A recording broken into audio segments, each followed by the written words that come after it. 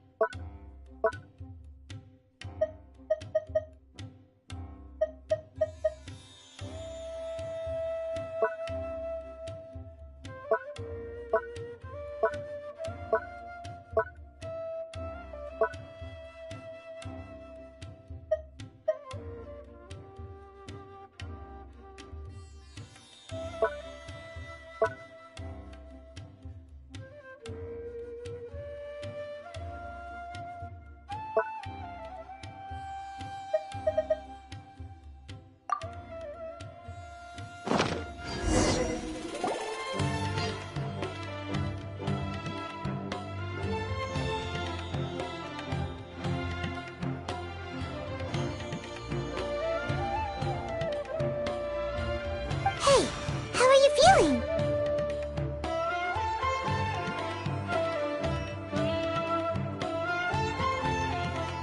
You mean that it worked? All right. Time for round 2. Fight with the same composure as before.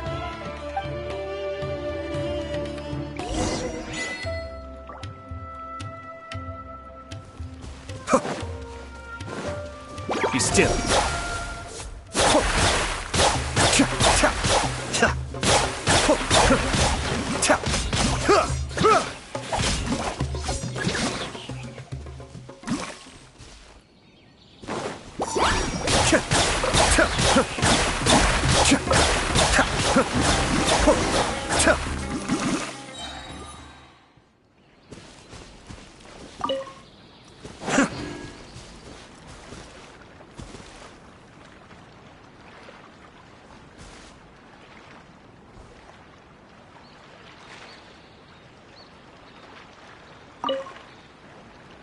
Now, I'll start recording data again.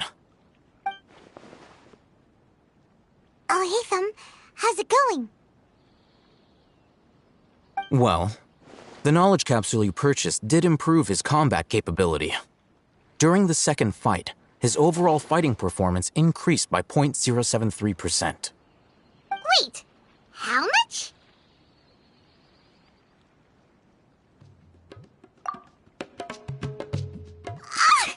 Dory's such a jerk! She totally scammed us! 1 million mora? This thing isn't worth a tenth of that amount! Of course, this could be because he is so powerful that the capsule's contents were unable to produce a substantial increase. At the very least, this test allowed me to gain more insight into you two. Our deal seems increasingly worth my investment. I'm heading back to Ikela Funduk. I await your response in 2 days' time. This is Mora for when you ask Dory for information. Pay her as much as she requests.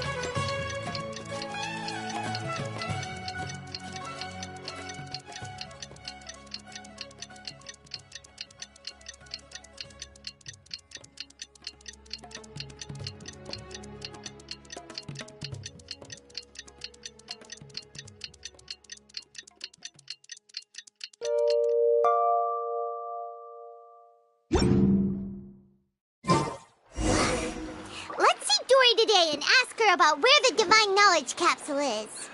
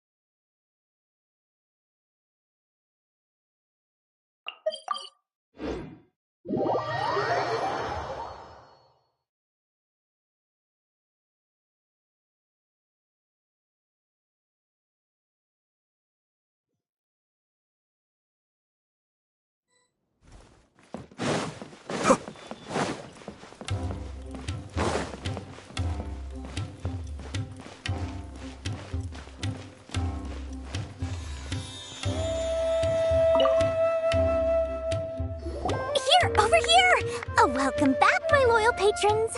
What can I do for you this time? You name it. Canned knowledge, supplies, or anything else you need. I'll find a way to get it. Where there's a waterfall of Mora, there's a way. Can you really get us anything we want? Anything at all? Aha! So it appears that canned knowledge alone is no longer sufficient for your opulent appetite? Then please, oblige me. Tell me what you have in mind.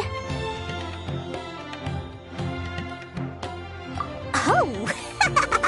I knew customers with pockets as deep as yours would undoubtedly crave something more profound than ordinary canned knowledge. But you know, that kind of information isn't going to be cheap. After all, I had to work really hard to weasel my way into the auction site.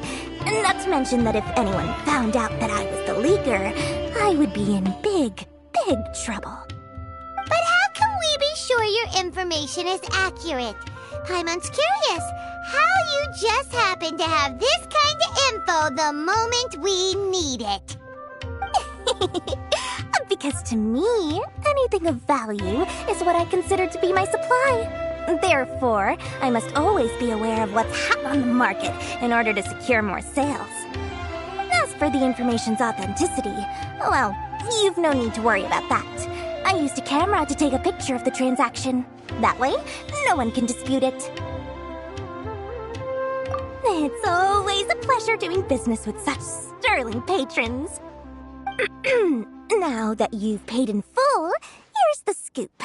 The Divine Knowledge Capsule was purchased yesterday by a certain Misery, the leader of Ain el-Ahmar. Ain el-Ahmar? You mean the Eremites who worship the Scarlet King? Ah, so you're already familiar with them. The group has done everything in their power to obtain the Divine Knowledge Capsule.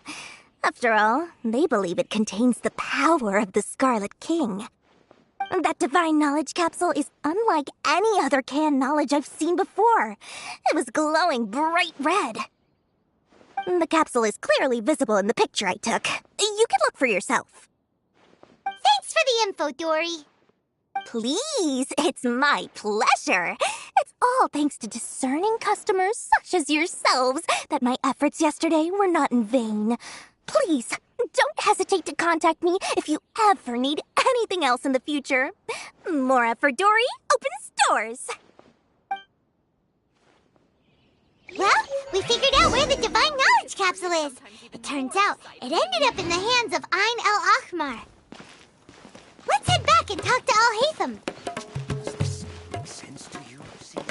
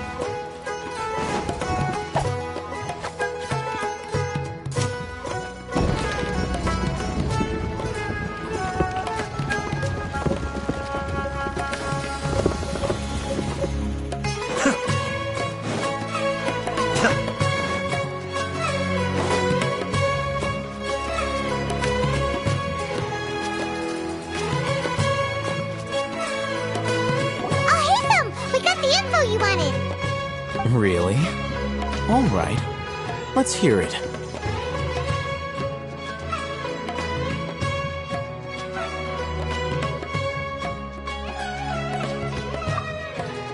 Dory even gave us evidence to verify the intel. Have a look.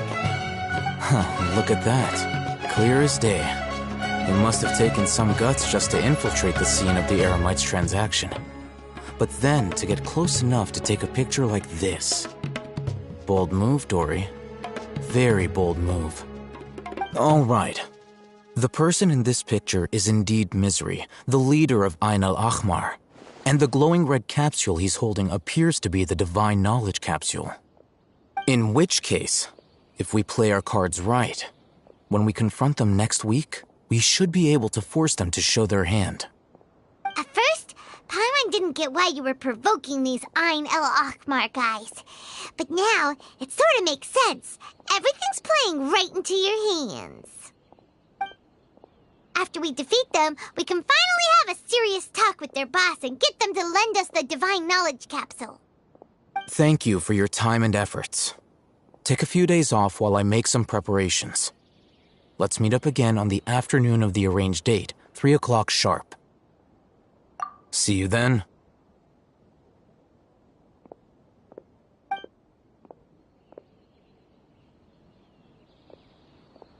Oh, Hatham sure is taking his time. Where could he be? Oh, there he is. Sorry to keep you waiting. Let's head to the pier in front of Pharos Lighthouse. Yep, let's go. I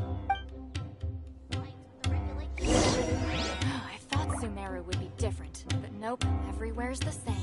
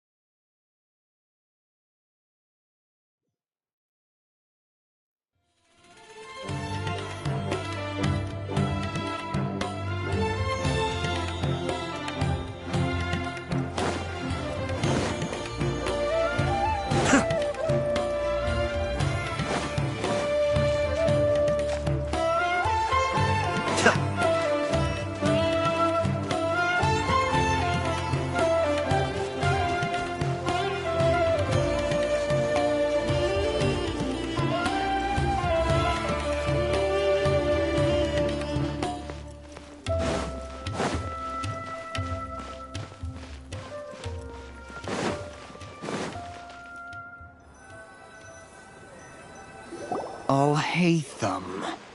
I knew you were crazy, but I didn't know you were crazy enough to actually show up. It was I who demanded that these negotiations take place. I was more worried that you might go back on your promise. But to your credit, it appears that you're sticking to your word. This is turning into quite an occasion. I also brought some backup. I assume you don't mind. Backup? Aren't you the brat from the restaurant the other day? You've come to support this lunatic because he helped you out? Fine, your funeral. I'm not going to mince my words. Once we're done with you, you'll be nothing more than fish food. Get 'em, boys!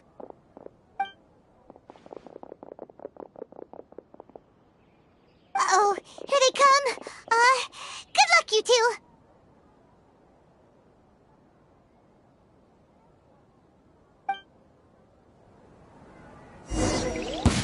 That's close enough. Cascade. Kamisato up. Suyu.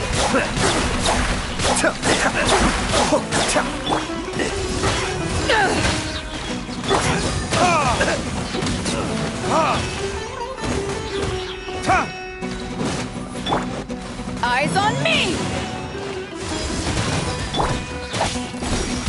I'll be back. I'll be back. Feeling lucky today? Be still.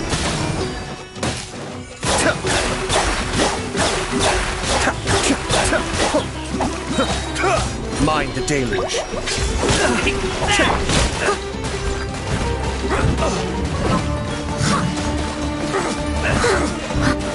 Time to clean up. Someone needs...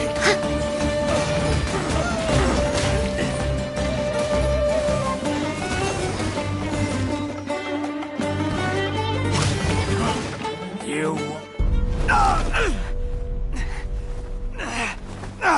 Academia scum!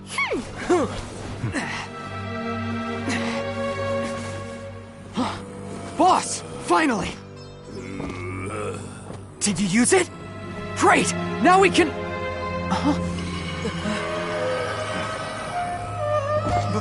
Boss?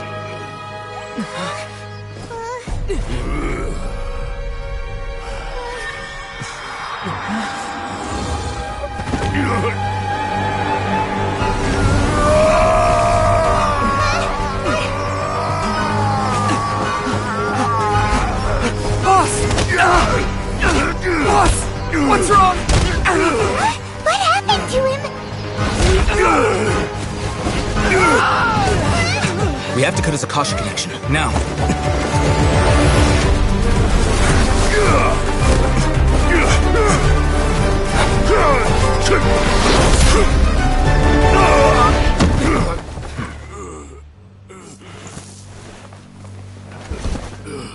Target acquired! Arrest him!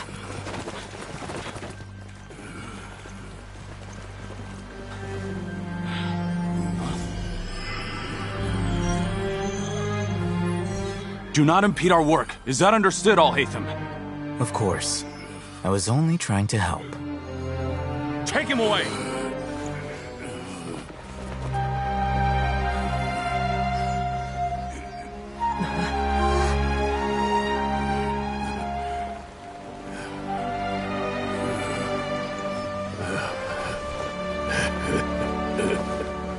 World, forget me.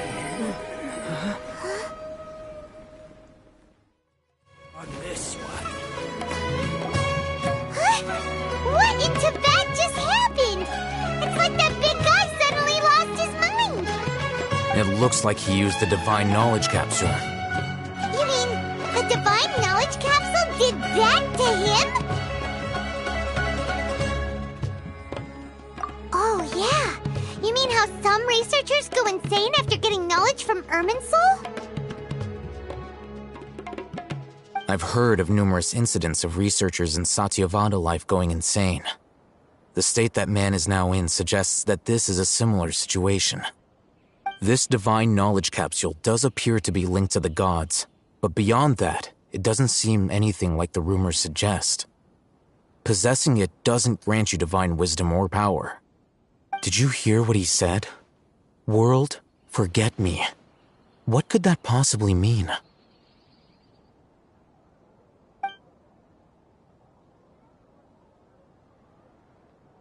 If the mantra took him away, then that means the Academia got the Divine Knowledge Capsule back, too. What a shame. We were so close. Still, Paimon didn't expect the Divine Knowledge Capsule would be so dangerous. Imagine if we tried to open it. Oh, who knows what would have happened to us? As things stand, there is no reason for me to remain in Port Ormos. I believe our collaboration has also reached its end. Oh, we were so busy trying to find the Divine Knowledge Capsule that Paimon forgot to ask you something. Since you're a member of the Academia, do you have any idea how we could go about meeting Lesser Lord Kusanali? Truthfully, I don't. Lesser Lord Kusanali appears to exist outside of Sumeru's entire administration. Most of the time, you wouldn't know she exists at all. Moreover, since the Academia possesses the Akasha, a symbol of our deity's wisdom, scholars have no reason to desire to make contact with the deity herself anyway. Everything about Lesser Lord Kusanali is such a mystery! I'm heading back to the Academia. How about you two? It's almost the day of the Sub-Zeros Festival. Maybe we should head back too. We've been rushed off our feet over the past few days, so maybe a little rest and relaxation will do us good. Then we'll part ways here, Al-Haytham, until we meet again.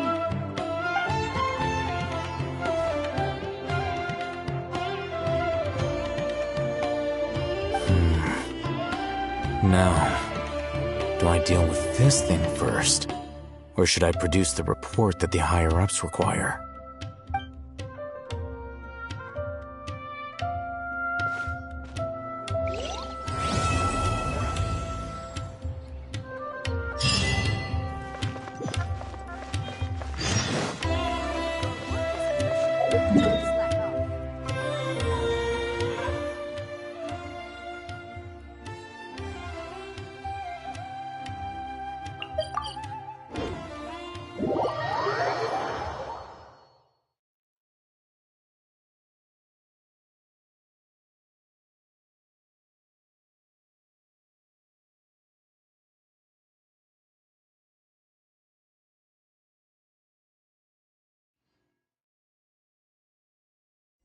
miss the Sub-Zero's festival, right? Let's hurry and find Dunyarzad. Paimon thinks she must be around the Grand Bazaar, since she showed us around there last time.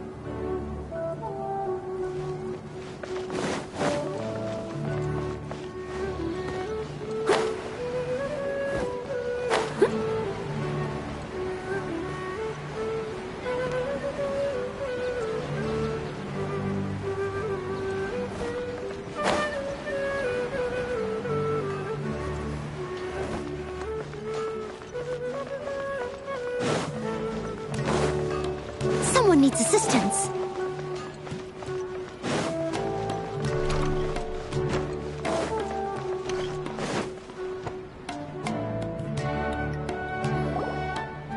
There she is!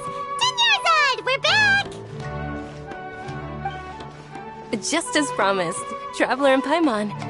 I'm so glad that you two came back to celebrate Lesser Lord Kusanali's birthday. Indeed. The festival's tomorrow. We've been preparing for so long that I can't help but feel a little nervous. There's no need to be nervous. Paimon's sure that Lesser Lord Kusanali will feel everyone's gratitude. Thanks, Paimon. I hope that everyone who comes to the festival will also have a good time. Speaking of which, did you manage to make your way to Port Ormos? Discover anything over there? Of course we went. A lot of things happened there. I see. Sounds like you two had another exciting adventure. If there is another chance, I would love to join. My lady, if you went to Port Ormos in your current state, we'd both be in for a lifetime of trouble. Dia! You were eavesdropping! It's called covert protection. Keeping an ear out for what's going on around my employer is part of the job. It's all right, Dia. I merely said I would like to go. I know better than to think my body could handle it. The festival's tomorrow. I've been doing nothing but causing trouble for you. So, Dia, please take some time to relax. I'll be fine. Even when you put it that way, it still doesn't feel right. Don't worry, my guardian knight. Okay, fine, but only tonight. Tomorrow's a big day, and many no-good scumbags are gonna try to take advantage of that.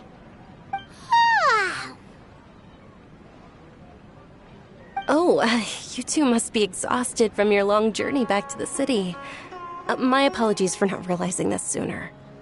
I've already prepared a room for you to rest. Please follow me. Whoa, you're so thoughtful. Paimon's so ready.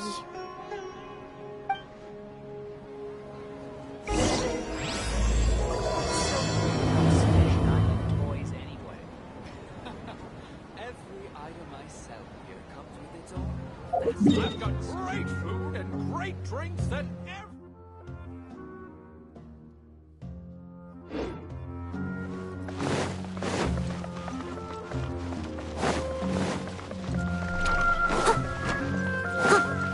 Someone needs assistance.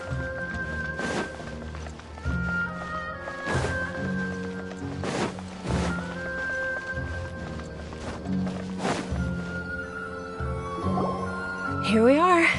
It's also fairly close to where I've been staying. It looks really nice.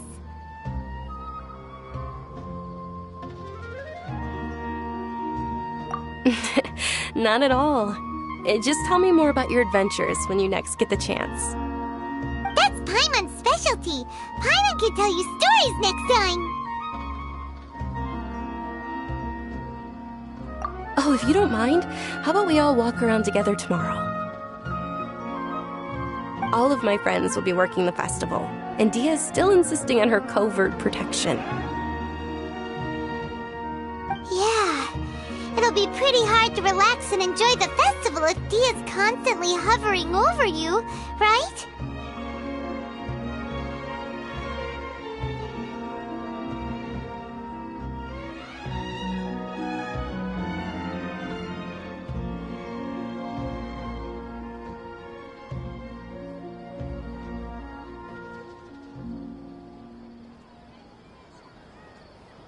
Then let's meet at the nearby bazaar first thing tomorrow morning.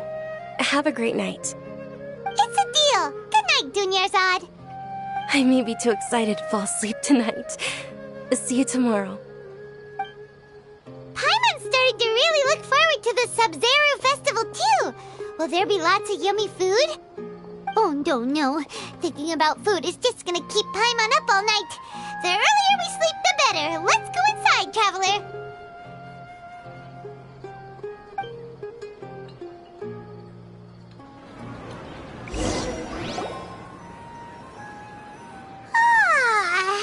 Did we oversleep? We should go meet Dunyarzad right away.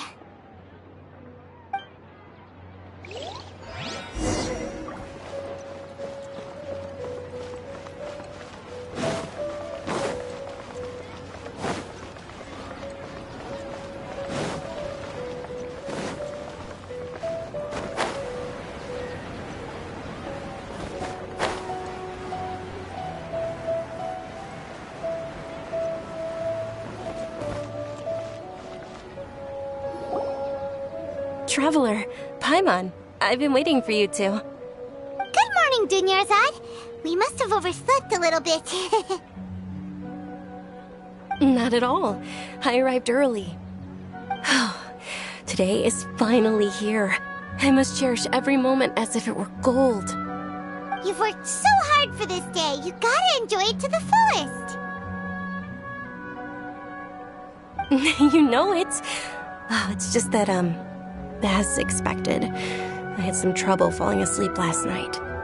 I'm hoping my body won't be too much of an issue today. Well, shall we? Let's start with the stalls over there. Many vendors came out of the blue to support the event, and they insisted on covering costs themselves. Let's go give them some business. They paid for everything out of pocket?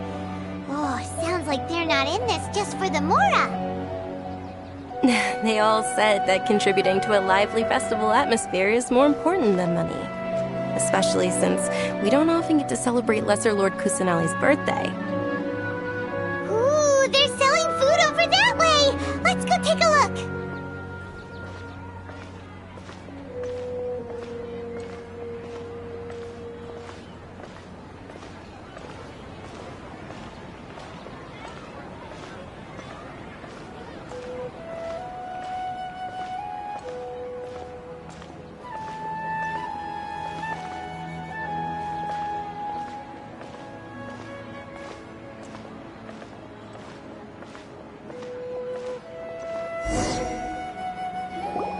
This is a stall offering foods from the Haftmewa feast.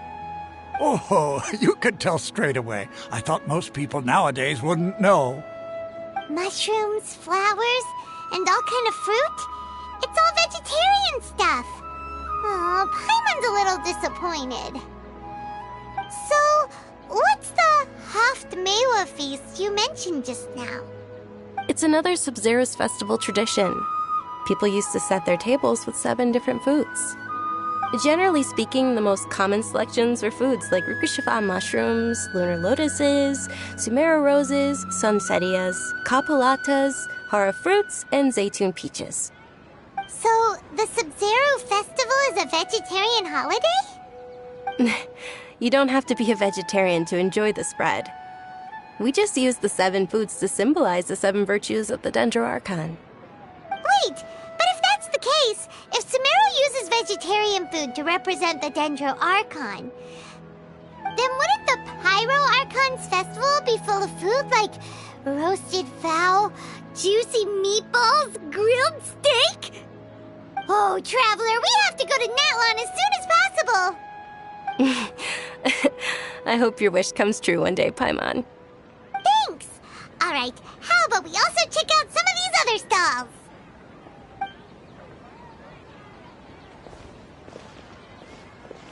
Dear customers, would you like to try your hand at alchemical divination? What's alchemical divination?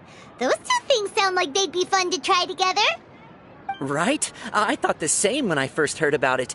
It is said to be a mysterious craft invented by none other than Lesser Lord Kusanali herself. So, how does it work? It's quite simple. After you give me any 2 alchemical reagents, I'll use them to perform a random transmutation. Sure sounds random. So random that it will probably fail. That is precisely what we need. After the transmutation fails, your one and only diviner here will interpret the remnants.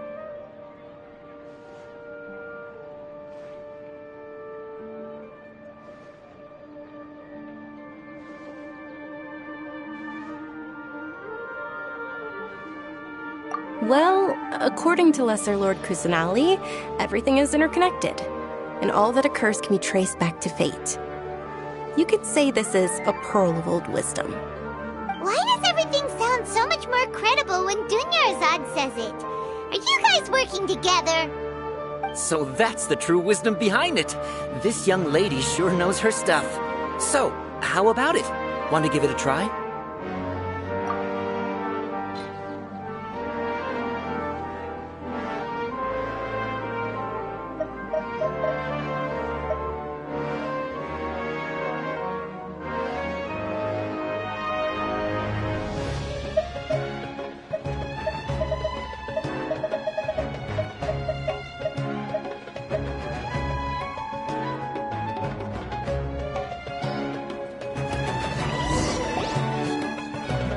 Okay, one moment.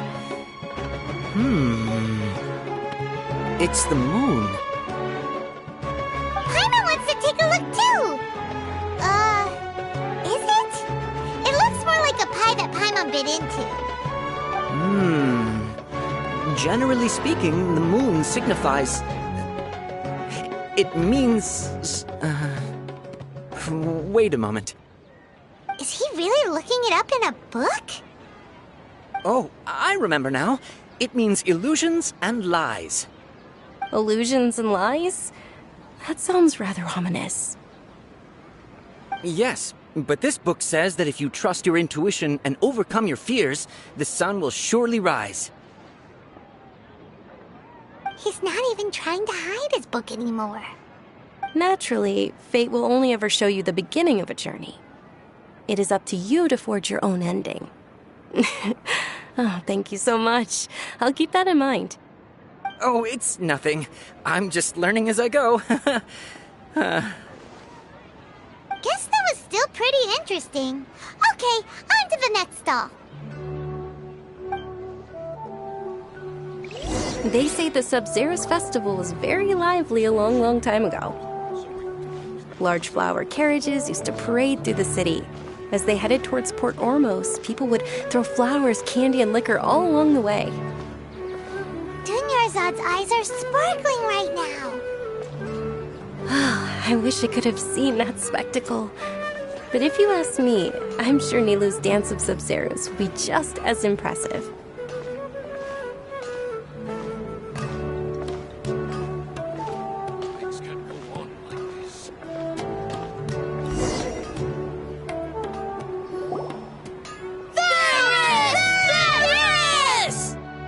Attention! Soldiers, fall into formation if you want any Yalda candies.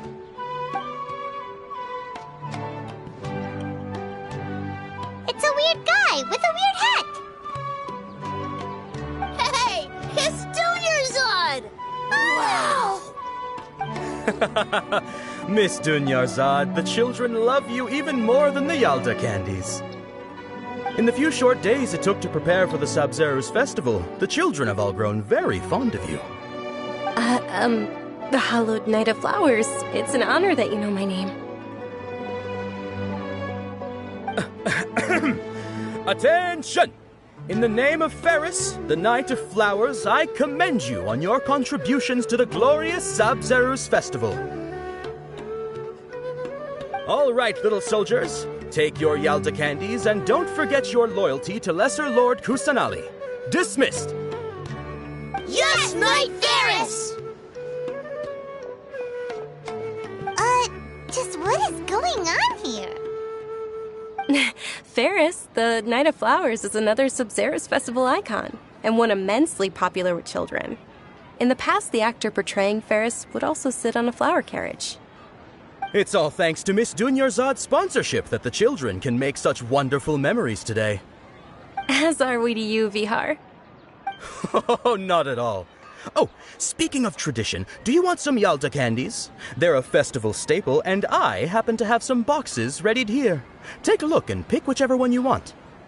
Whichever one? Don't these boxes all look the same? That is the fun part. Each box contains a random flavor. It's up to the luck of the draw. Flavors include lavender melon, hara fruit, sunsetia. Ooh, those all sound pretty good. And there's also lizard tail and oni kabuto. Huh? What's up with those two flavors? Oni kabuto is a little spicier than lizard tail. Dunyarzad, you tried them before? Traveler, help Paimon pick one. Paimon wants the sunsetia flavor. It's all right. Paimon believes in you. I also believe in your intuition. Great! These boxes of candy are numbered 1 to 5 from left to right. Which one do you want?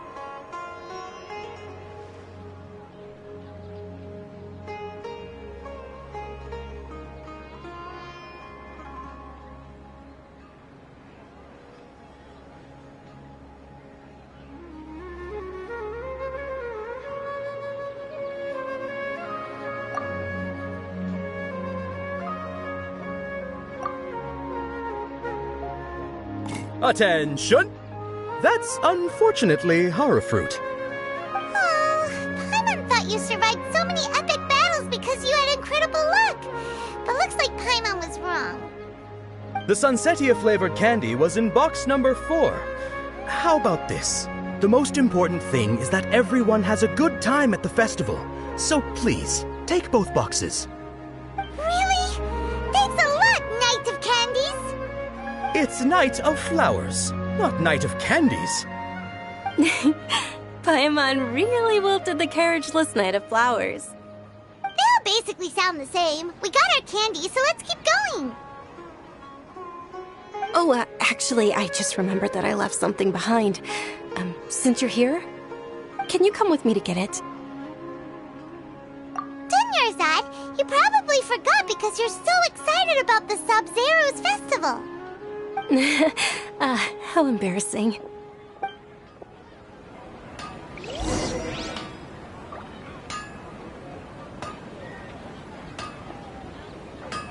Things can't go on like this.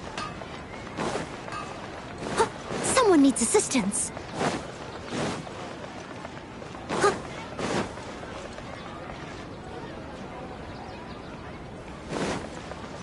I'll catch up.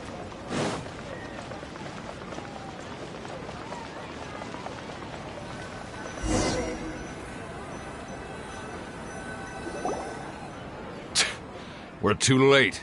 Who knew the little lady was such an early riser? I know, right? Hey, wait a minute. Boss, isn't that her? Oh, that most certainly is. We're in luck. She's walking right into our clutches. Those Eremites don't look like they're up to any good. Who are you? I don't believe the Homayanis hired you. That's right. We haven't received any of their mora, but I wonder how much the Homayanis would shell out to get you back. They're a gang of kidnappers! Traveler, hurry and protect Dunyarzad! Hey, did you scumbags even consider that the Homayanis might have hired a merc that outclasses you? You're... Dia! Dia the Flame Mane! No wonder we mercs haven't heard anything about you for so long. You sold your unruly mane to the highest bidder. Don't speak so disrespectfully. My family started working with her as gratitude for her past kindness to us. Don't worry about it, my lady. Just some friendly banter between mercs. One punch and those rabid dogs will expose themselves for what they really are. Aren't your claws all dull by now? Don't get too cocky!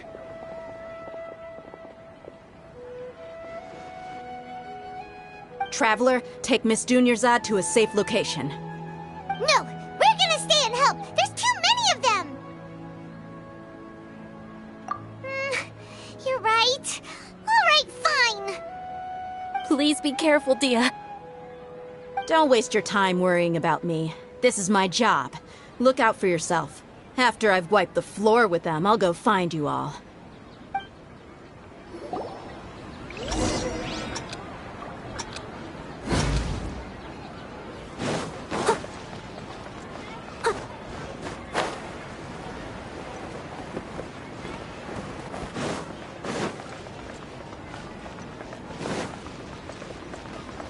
I'll catch up.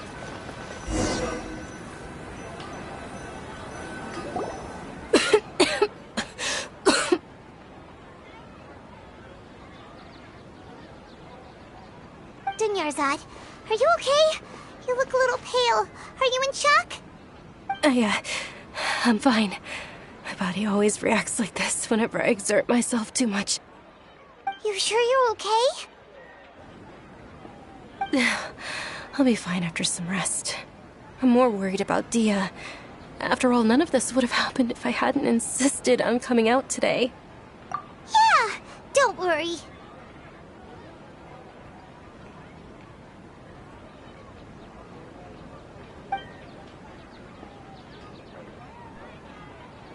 My lady, Traveler, found ya. Dia! You took care of them so fast! Any more of them? Or rather, did anyone follow you? Dia, your arm! Oh, this? I'm fine. It's just a scratch. Normally, they wouldn't have been able to land a hit on me at all, but I'm still getting used to this new greatsword. Please, let me take a closer look. Come on, it's nothing. Us mercs aren't as fragile as you think. Hold on, you said something about a new greatsword. What happened to the one you were using before? About that. Well, I sold it, because I was low on Mora. Stuff like this happens every now and then. It can't be. The anonymous donation that was used for the venue's final round of preparations?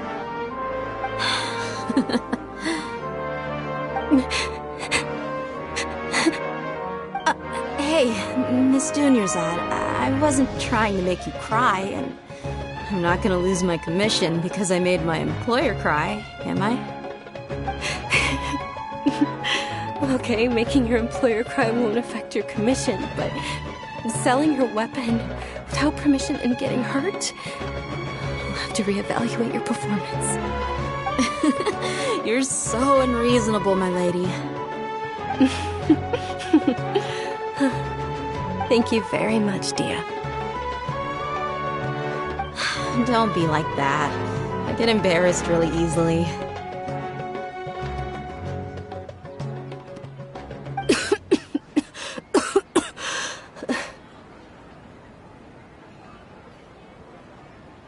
Are you feeling unwell again, Dunyarzad? My lady, your condition.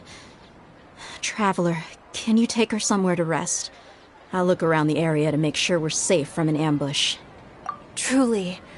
I'm sorry for the trouble, everyone.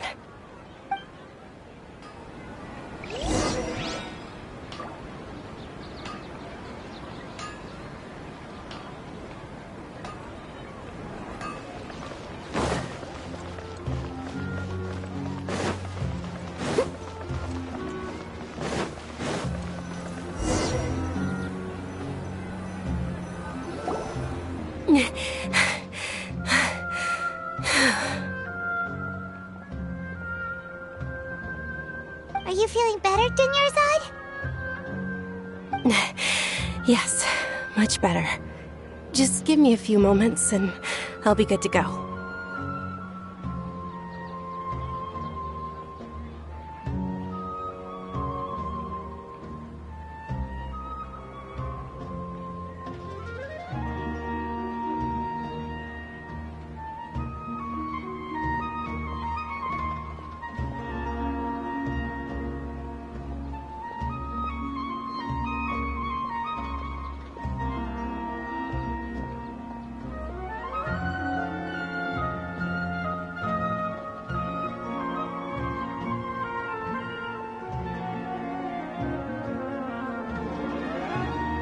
I didn't realize you were concerned about it.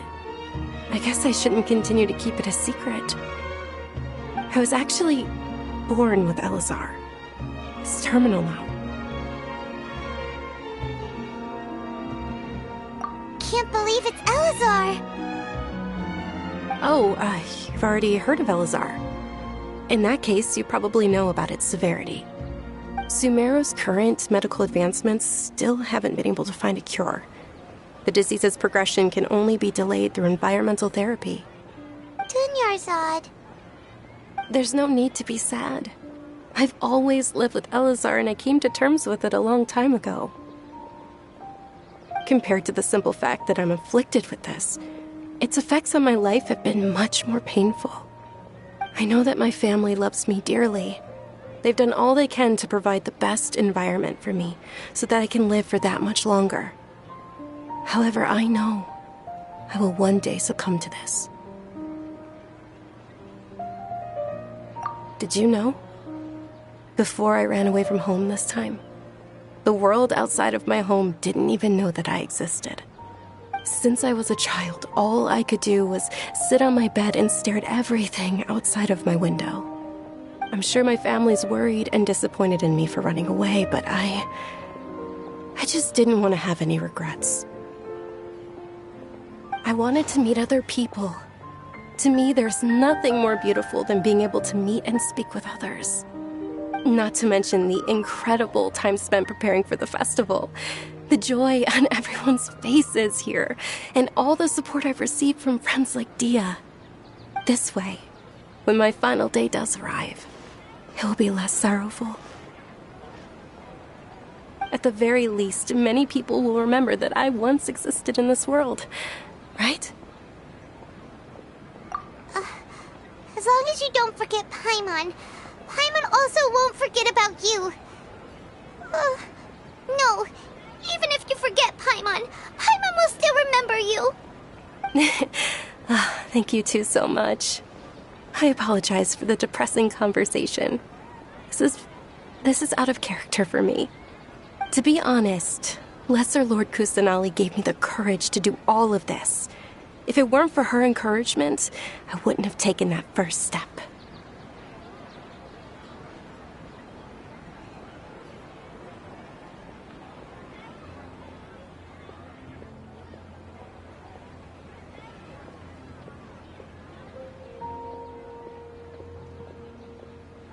Thanks. There will always be frustrations in life, but I know that the point of living is not to leave behind any regrets. Oh, right! Isn't it almost time? Huh? Almost time for what? Isn't the Dance of Sub-Zeros about to begin? It's the part of the festival that I've been looking forward to the most. Nilu will recreate that legendary scene with her most splendid dancing. And the Sub-Zeros festival will conclude amid everyone's applause and blessings. And with that, my wish will also... Then what are we waiting for? Let's go to the stage! Yeah, we should still make it in time.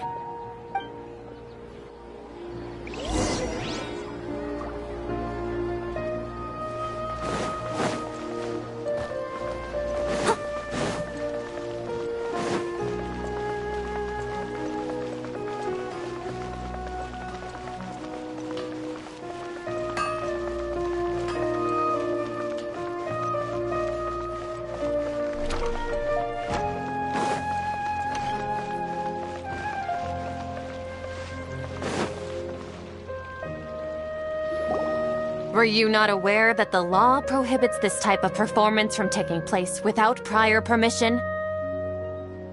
Over there!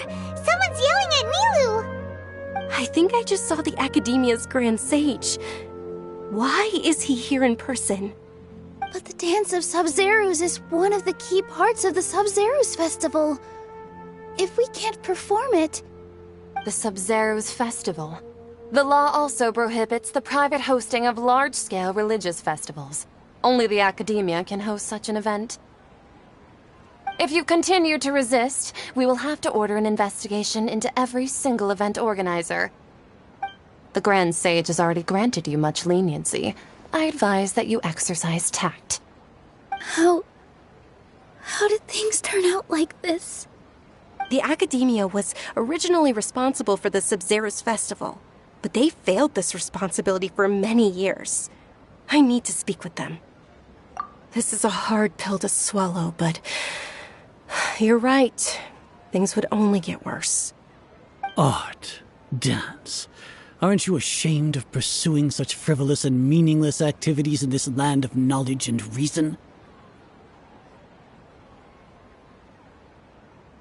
Our Archon created the utopia that is Sumeru City for all scholars who sought validity, verity, and truth, while people like you wish to defile it. No! I believe that our Archon never rejected the arts. Even the goddess of flowers dedicated a dance to her. With your lack of intellectual credentials, I do not believe you are qualified to debate with me. What you should be doing is finding workers to tear down this ridiculous eyesore.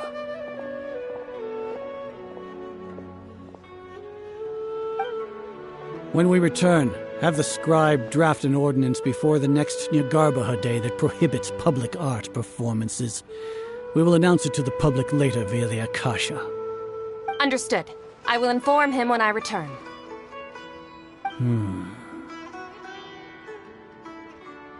The Sub-Zeru's festival.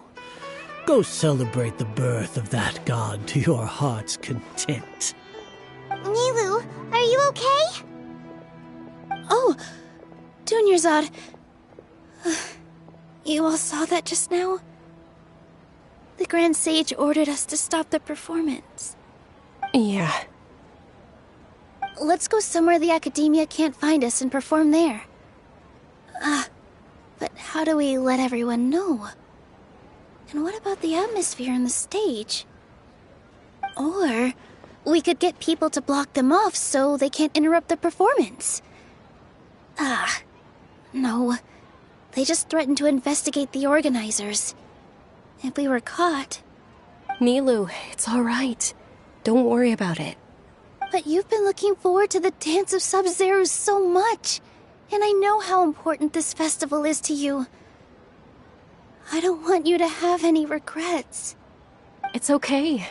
Seeing you care this much about my feelings is more than enough.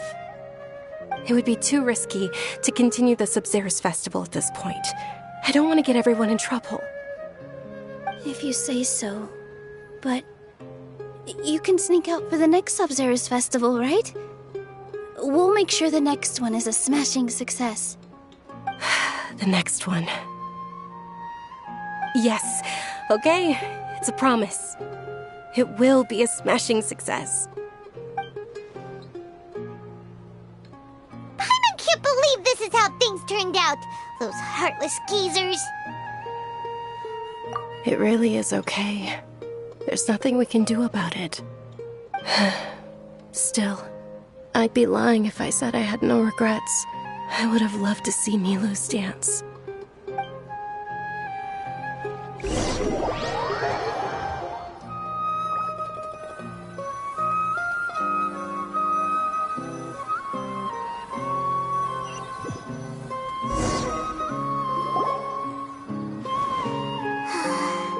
A lot happened today. It's a shame the festival ended the way it did. Nilou and Dunyarzad promised to make the next Sub-Zero's festival a success, but Dunyarzad is running out of time. Yeah.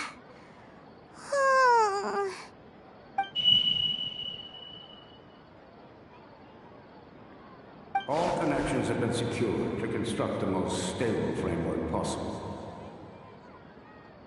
The project has entered its most critical phase. Power has begun to flow from...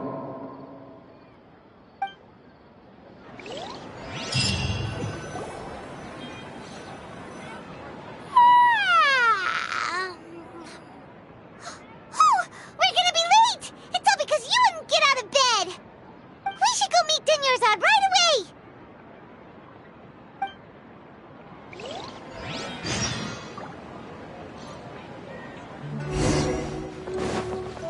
I'll catch up.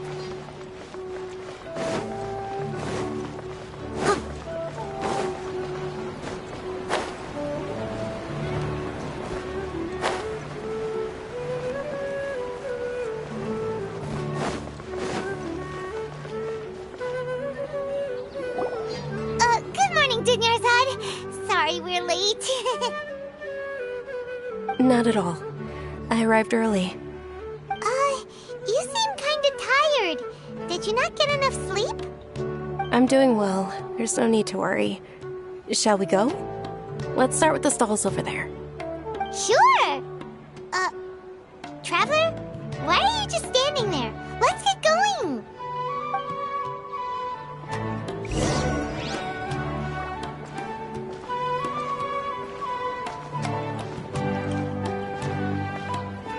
Ooh, they're selling food over that way! Let's go take a look!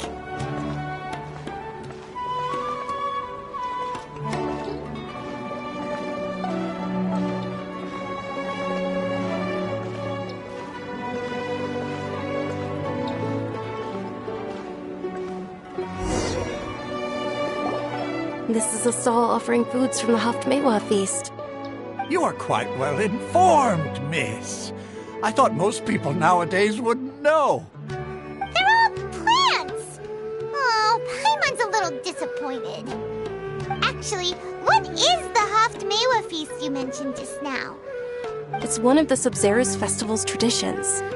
People used to set their tables with 7 different foods to symbolize the 7 virtues of the Dendro Archon.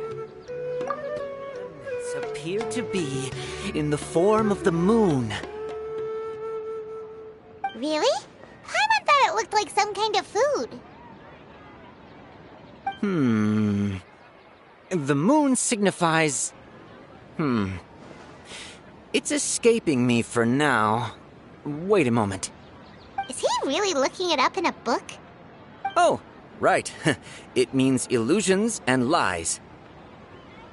But if you trust your intuition and overcome your fears, the sun will surely rise.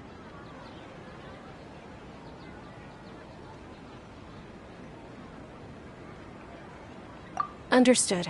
I'll keep that in mind. Oh, it's nothing.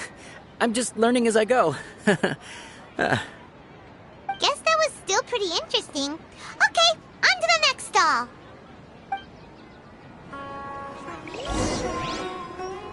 So, where to next?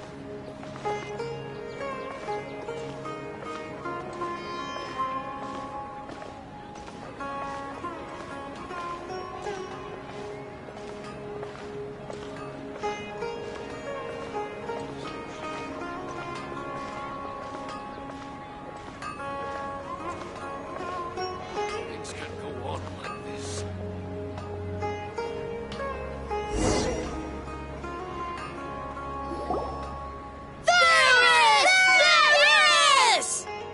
All right, soldiers. Now that you have your Yalda candies, don't forget your loyalty to Lesser Lord Kusanali. Dismissed! Yes, Knight Ferris! What's going on? Is this a play? Ferris, the Knight of Flowers, is another Sub-Zerus Festival icon and one immensely popular with children. It's all thanks to Miss Dunyarzad's sponsorship that the children can meet the Knight of Flowers. Oh, do you want some Yalda candies? I happen to have some boxes readied here. Take a look and pick whichever one you want. What's to pick? Don't these boxes all look the same?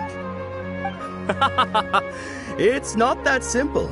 Each box contains a random flavor. It's up to the luck of the draw. Flavors include lavender melon, hara fruit, sunsetia. Ooh, how interesting. And there's also lizard tail and oni kabuto. Ugh, why do those flavors even exist? Traveler, help Paimon pick one. Paimon wants to eat the sunsetia flavor. Great! These boxes of candy are numbered 1 to 5 from left to right. Which one do you want?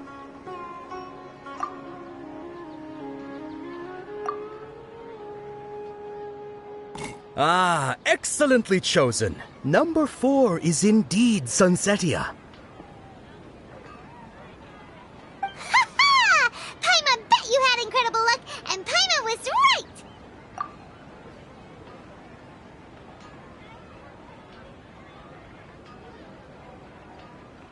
Huh? How's that possible? It's obviously random. Maybe we didn't sleep very well last night. Or maybe we slept too much.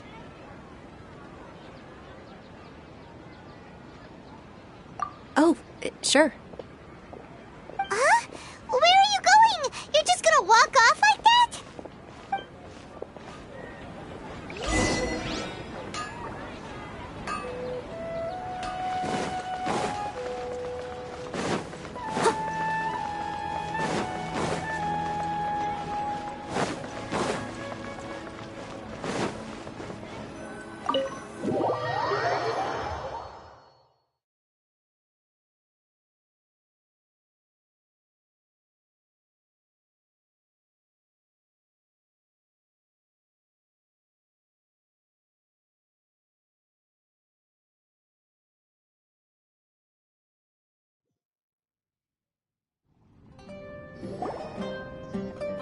A feeling of deja vu?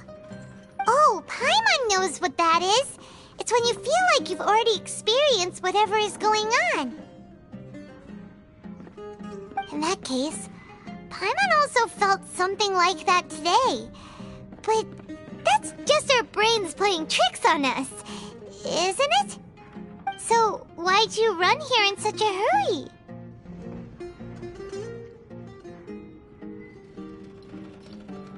So that's it! You're intentionally doing things you usually wouldn't and seeing if you still get that same feeling of deja vu.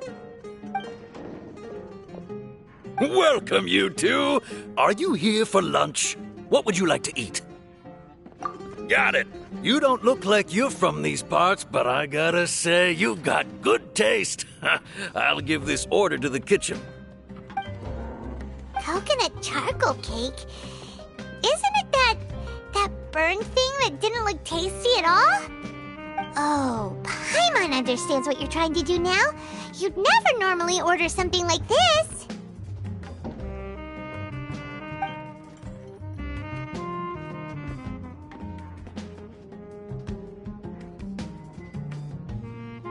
That thing? Are you really gonna eat it? Isn't this going a bit too far?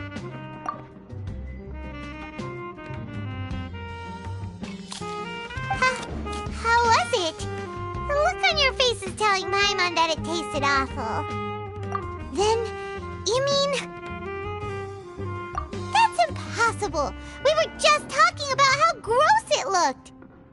So, would this be a case of taste bud deja vu?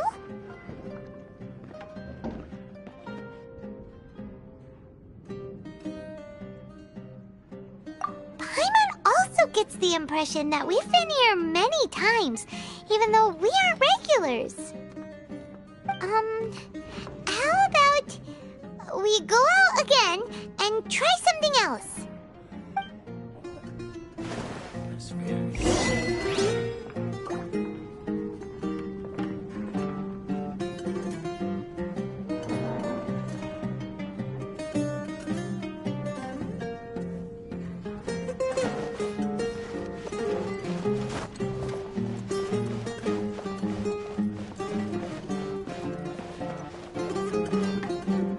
Someone needs assistance.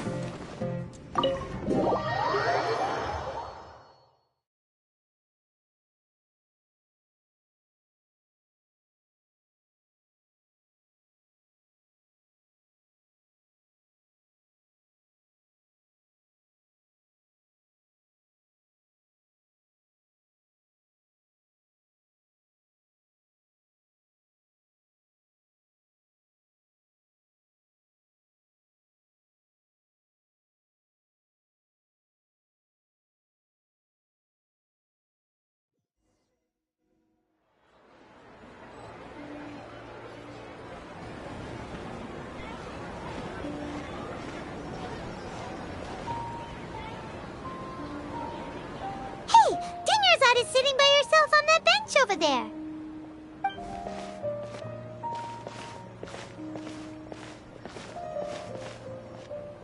What a coincidence, Dunyarzad.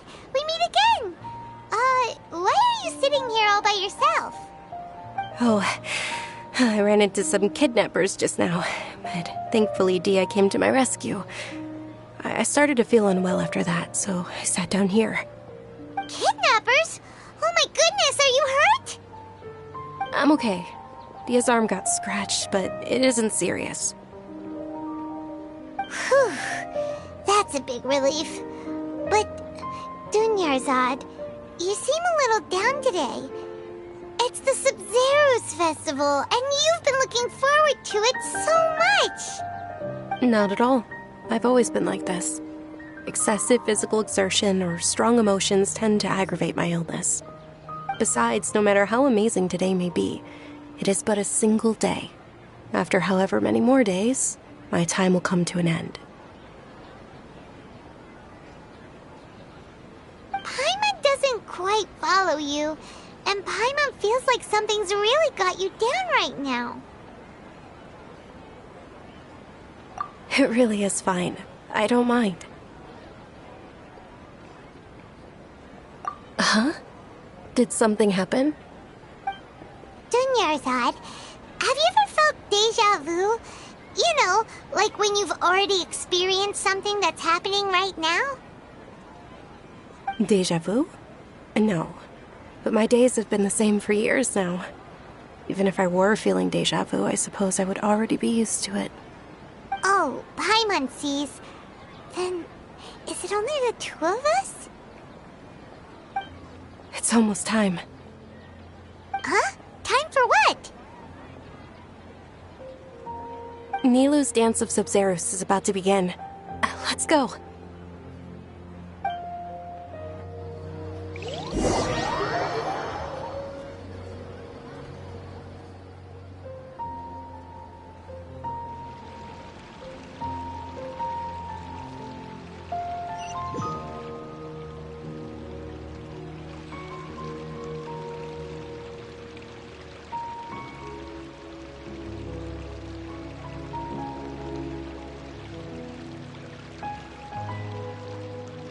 With your lack of intellectual credentials, I do not believe you are qualified to debate with me.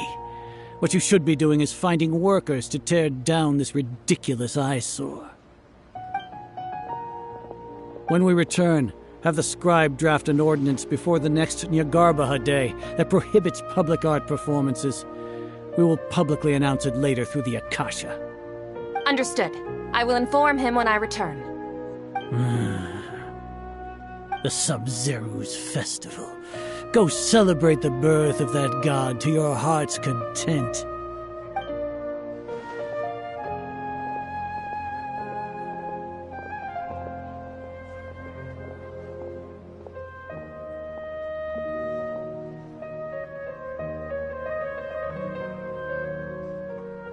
Nilou, are you okay?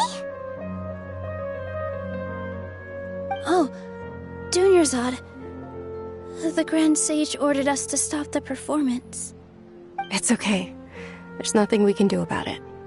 But you've been really looking forward to this. I don't want you to have any regrets. It truly is unfortunate, but I don't want to cause trouble for anyone. Didn't the Grand Sage say that he might investigate the organizers? True, but... Well, okay. I'll just have to try again next year. The next festival. I probably won't be around by then. Wait, what did you just say? No, nothing. I'll be heading back to rest. Thank you for your help, everyone. Paimon can't believe what those heartless geezers did!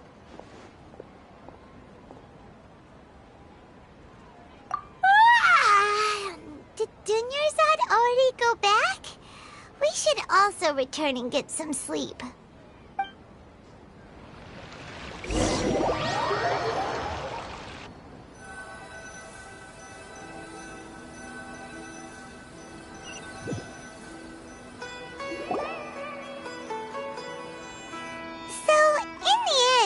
You still couldn't figure out what that deja vu feeling was all about?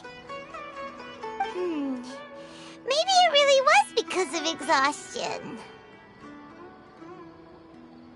Same here.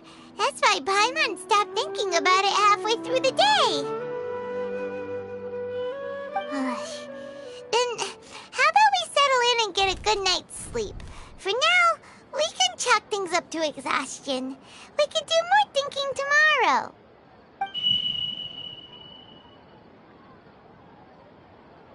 Observing a modest drop in the output of jnana energy, but values still remain within normal parameters. Continue to monitor for variances in the data and find the cause as soon as possible.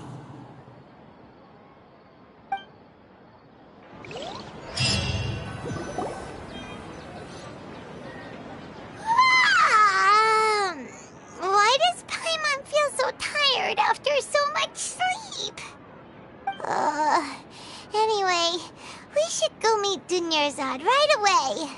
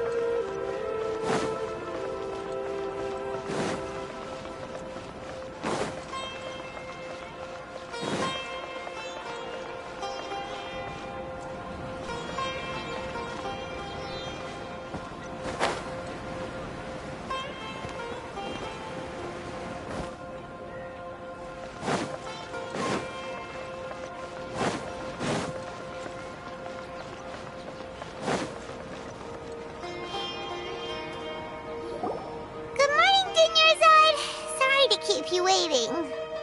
Not at all. I arrived early. Huh? Paimon thinks you sound kinda tired. Did you not get enough sleep? I'm doing well. There's no need to worry. Shall we go? Let's start with the stalls over there. Great idea! Let's get going! Traveler?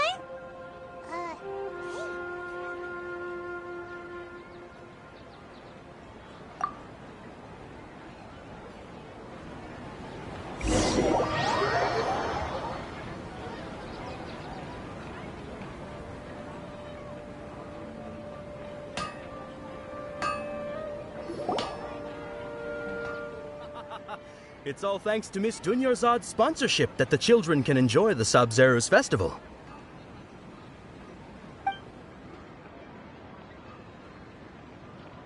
Oh, are you interested in Yalda candies? I have some boxes of candy here. Pick whichever one you want. Not much of a choice. All these boxes look the same. It's not that simple. Each box contains a random flavor. It's up to the luck of the draw. Flavors include lavender melon, hara fruit, sunsetia. They all sound pretty tasty. And there's also lizard tail and oni kabuto. Huh? What were those last two? He'll help me choose. Paimon wants to eat the sunsetia flavor. No problem. These boxes of candy are numbered 1 to 5 from left to right. Which one do you want?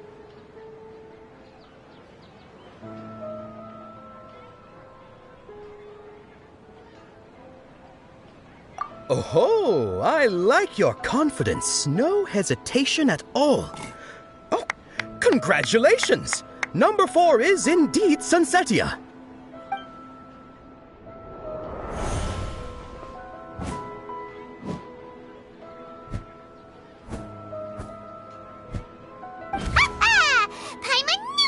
Had incredible luck.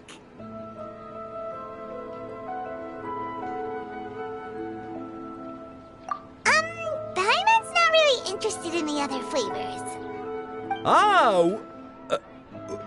Wait. How did you know? Don't tell me that you already knew which flavor was in each box. What? He was right about all of them? That couldn't have been luck. How is this possible? I packed all those boxes this morning, and they've been sealed ever since. You couldn't have known beforehand. Mind reading? X-ray vision? Or some kind of magic trick? This is way too freaky. Tell us what's going on! Since when did you get superpowers? Traveler?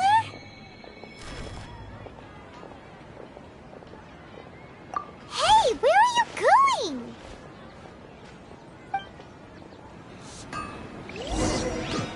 What's going on? Did you see something? Us leaving Dunyarzad without letting her know is kinda rude, you know.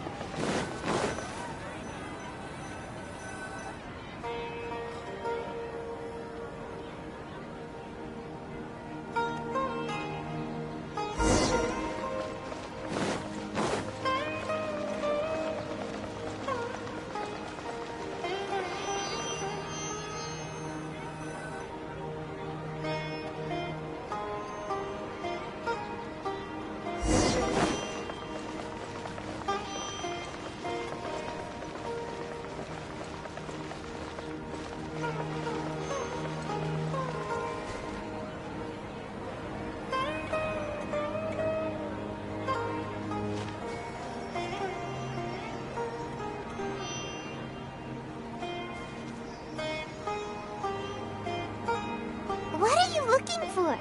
Why did we come here?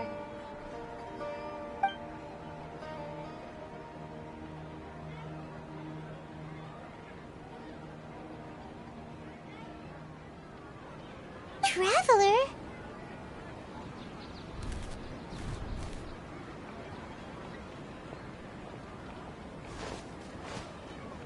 That's...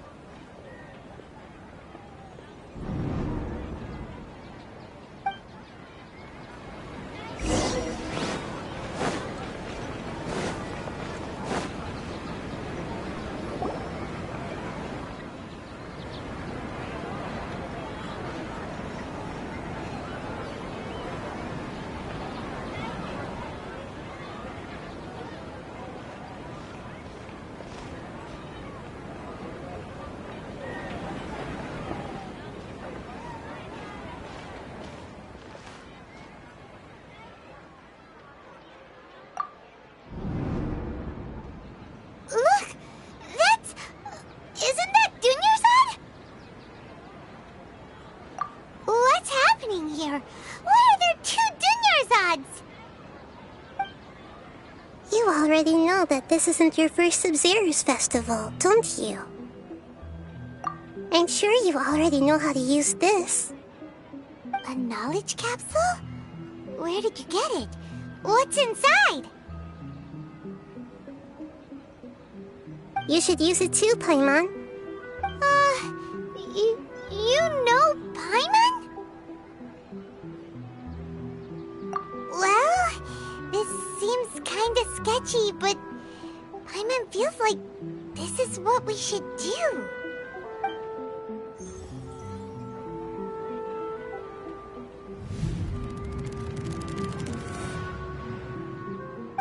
What the?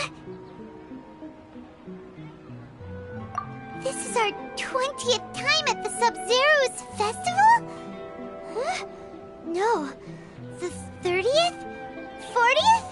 Just how many times have we been to the Sub-Zero's festival? Have we been trapped in a single day? If it weren't for you, we wouldn't have even realized. What the heck was inside that knowledge capsule? Your memories are still scrambled? Try your best to remember. This isn't the first time we've met, and I answered that question a long time ago. Let Paimon think. Oh, it's coming back. Meeting you was the real catalyst for restoring our memories, and the knowledge capsule was just your means of showing our minds the way. What about everyone else? Why are you only helping the two of us? Your sense of deja vu is stronger than everyone else's, yes? for an explanation, you two received the blessing of Dendro. And you also have special, sensitive constitutions. It was as if a single sheet of paper was separating those memories from your consciousness. A familiar question. I think this is the 7th time you asked that. As you can see, she isn't doing well. You probably sensed it too. The Dunyarzad you were just with is different from the first Dunyarzad you met. That first Dunyarzad is in front of you right now, and she doesn't have a lot of time left.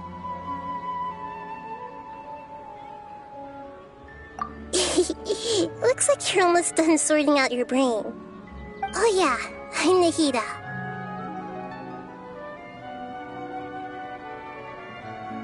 Good, you passed the test. What's happening? You can awaken our memories, and you seem like you know what's going on. Oh, wait, please don't tell Paimon even you don't know. Everything in this world runs in a loop. This cycle is called a samsara.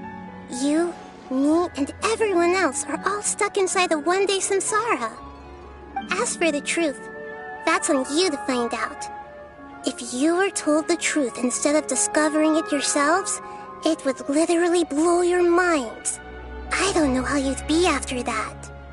I can only give you surface-level help, like bits of information and subtle hints.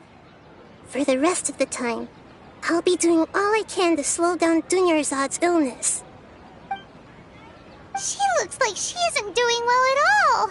Her illness gets worse after each Sub-Zero's festival.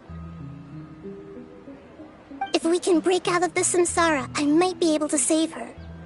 But as things are right now, she's just a small bird in the sky that's about to lose its last feathers. All I can do is raise a gale to delay her fall. You sure love to use weird analogies.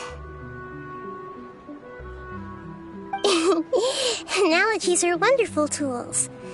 They let you use existing knowledge to understand unfamiliar things. Okay, so, with what you know so far, what do you think the truth is?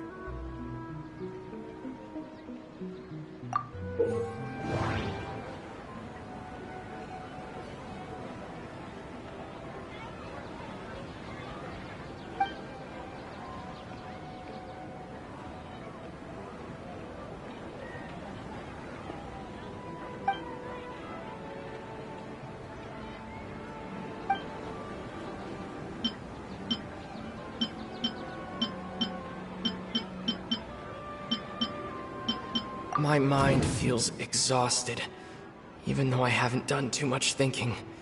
What is going on?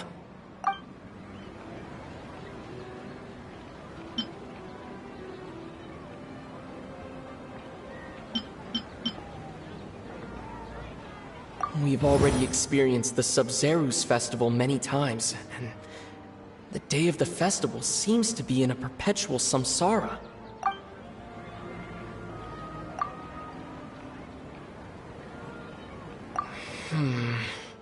I can't seem to cohesively piece everything together.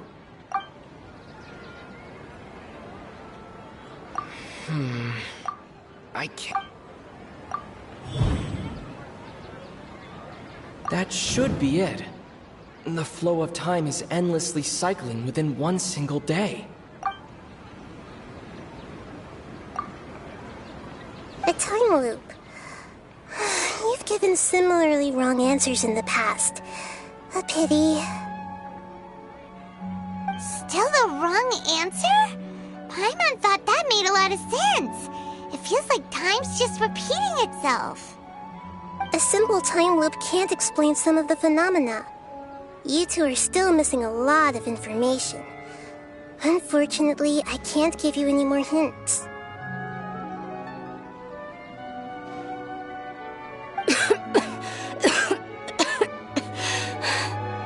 Dunyarzad! The Sub-Zeru's festival is happening every day, but that doesn't mean we can waste an infinite amount of them. Hurry and find the truth before today's festival ends.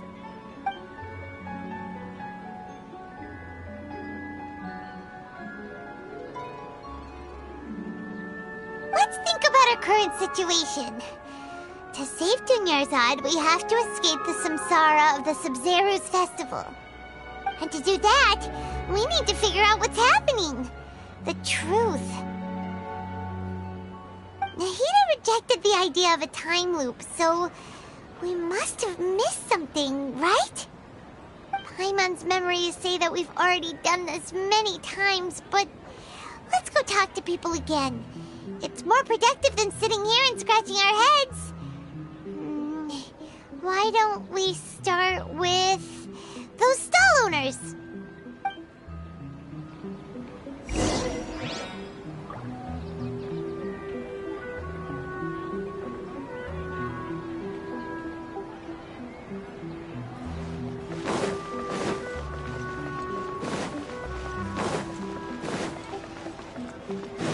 I'll catch up.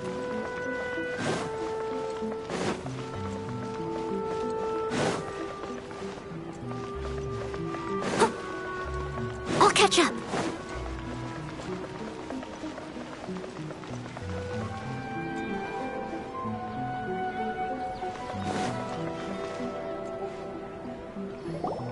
Hey there! Hey, it's you guys again. Where's your cultured friend? She's feeling a little unwell. I see. Did you come back to buy something? I guarantee the freshness of my products. I harvested them from the forest just yesterday.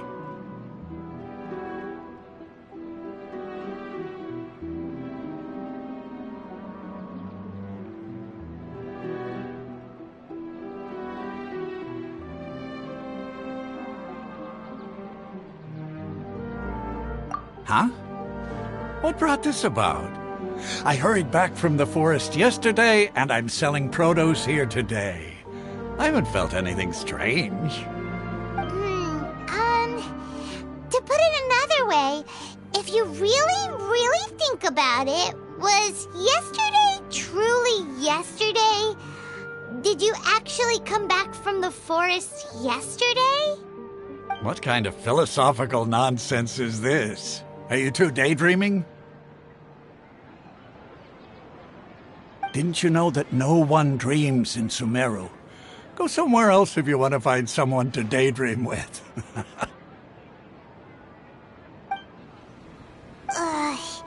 He actually has a point. Is this a dream? Is everyone dreaming?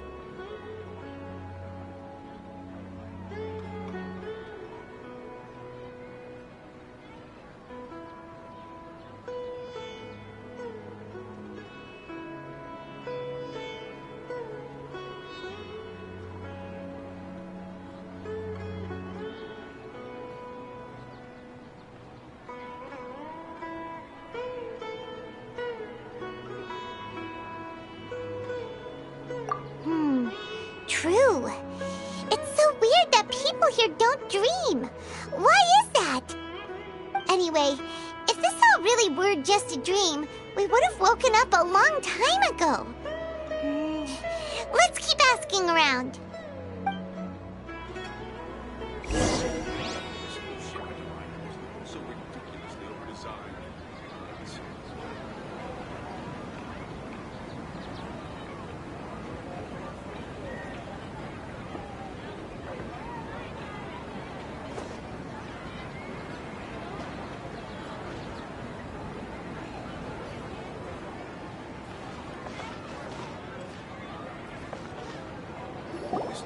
Oh, it's you two. Was my divination so accurate that you felt compelled to compliment me in person? Ooh, I knew it! I told you, the god's divination is highly accurate. You just hadn't fully understood its significance yet. You're really excited about this, huh? That's exactly why we came back. Help us better understand it. Help you better understand it? Well, that isn't exactly what I excel at. So, you're admitting that you don't have a clue? Anyway, what kind of situation did you get into?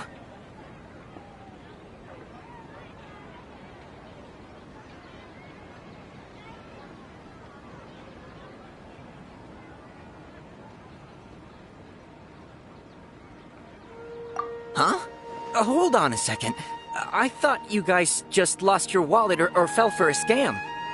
What you just said, are you serious? Does that kind of thing actually happen in real life?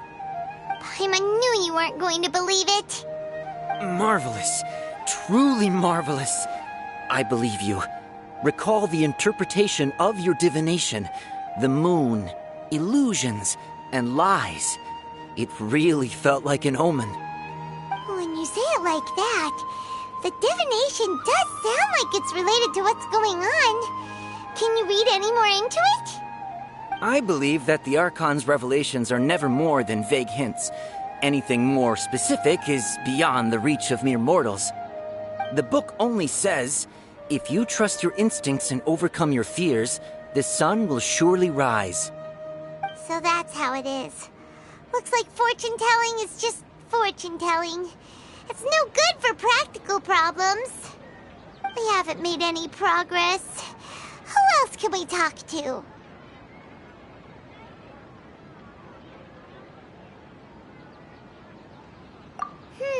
Paimon remembers that we tried talking to her a couple of times, but she always thinks we're playing pranks on her. You think she'll brush us off again?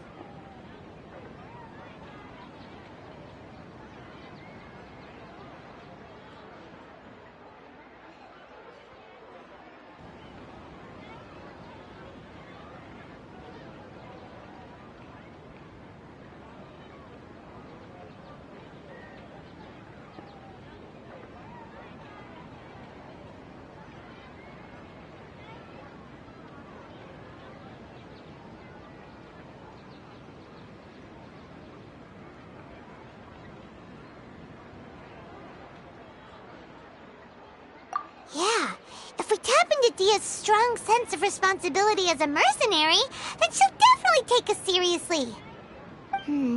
At this time of day, Dia's probably just finished beating up those kidnappers. Let's go find her. This new shipping device is so ridiculously overdesigned. So is now.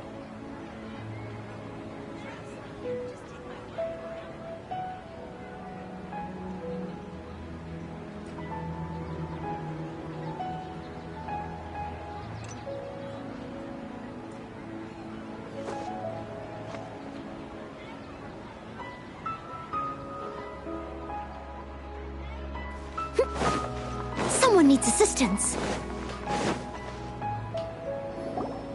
I'm fine, my lady. It's just a scratch. Perfect timing. Both of you are here. Paimon, Traveler, you came at just the right time. Listen, there was a dangerous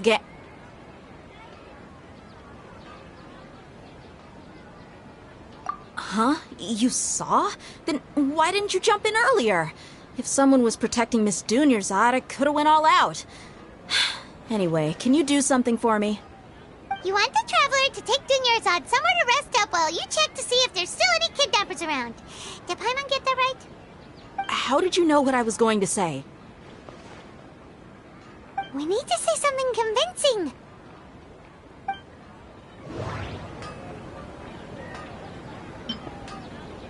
Dia sold her greatsword to raise additional funds. And then she was injured because she wasn't used to her new weapon. Tell her, Traveler!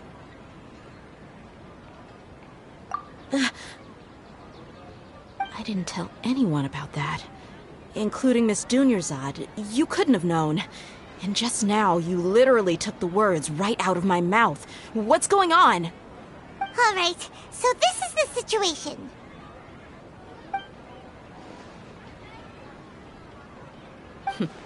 It's kinda hard to believe what you just told me. First, let me make something clear. Most of us desert dwellers might not be the scholarly type, but we do have basic common sense.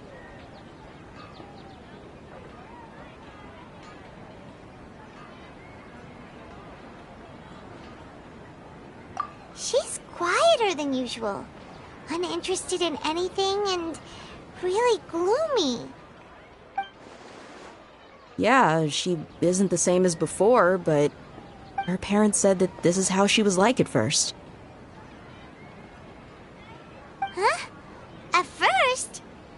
I don't quite understand what you're all talking about. I'll go rest on the bench over there. My lady, are you angry?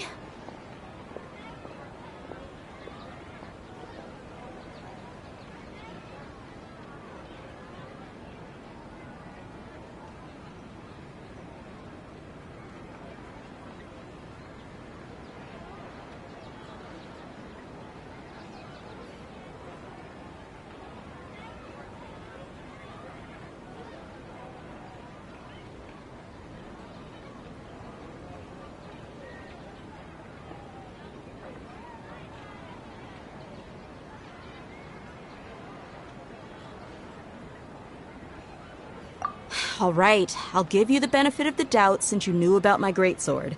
Let's make this a quick trip. Miss Dunyarzad isn't completely safe here.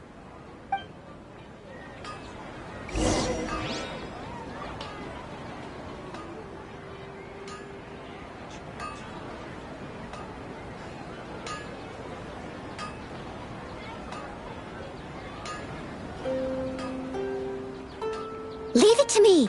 All of it! Whatever it is! What exactly is it? I didn't quite catch your request. Huh.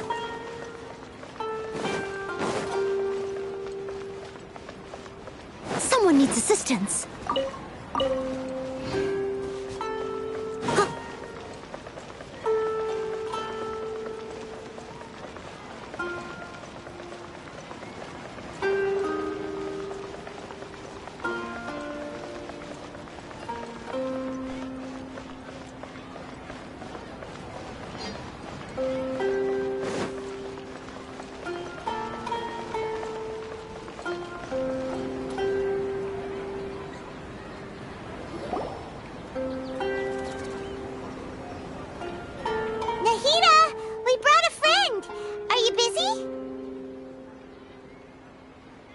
I told you that it won't help to bring anyone here.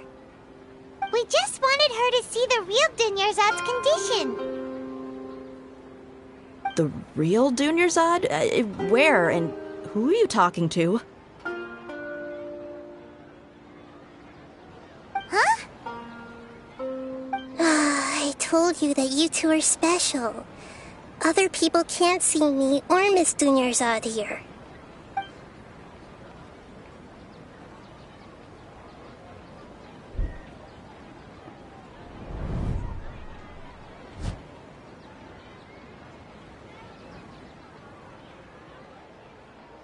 Hold on. Over there. Is that? Wow. How perceptive. Does she have invisible antennae? Miss Dunyarzad, she's lying down here, isn't she? How's she doing? Her condition's really bad, and she's basically in a coma. How did you know she was here? I can sense her aura. There are also lingering feelings of something like regret or disappointment. What happened? Do you believe us now? The Sumeru's festival has been repeating itself. So, you think the sages are behind this?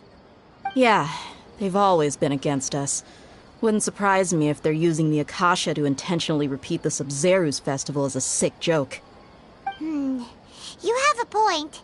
Aside from the Dendro Archon, the Academia's sages are the only ones in Sumeru who could pull off something like this. Maybe there's more to the Akasha than we know.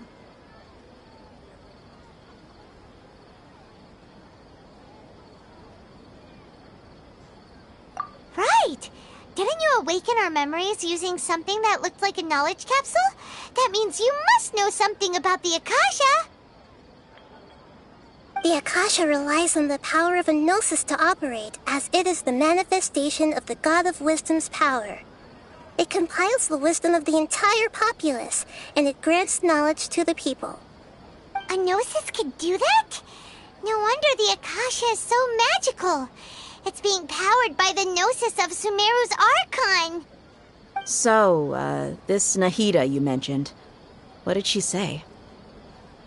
She said, and Paimon quotes, "The Akasha relies on the power of a gnosis to operate, as it is the manifestation of the God of Wisdom's power. It compiles the wisdom of the entire populace and it grants knowledge to the people." Compiles the wisdom of the entire populace and grants knowledge to the people. Wait. I get the grants knowledge part.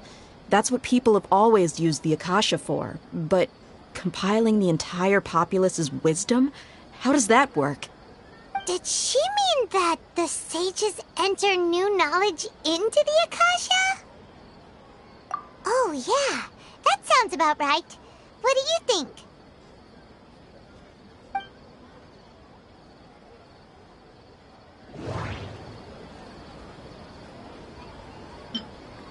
Okay, Nahida said the Akasha relies on the power of a gnosis to operate, as it is the manifestation of the God of Wisdom's power. It compiles the wisdom of the entire populace, and it grants knowledge to the people.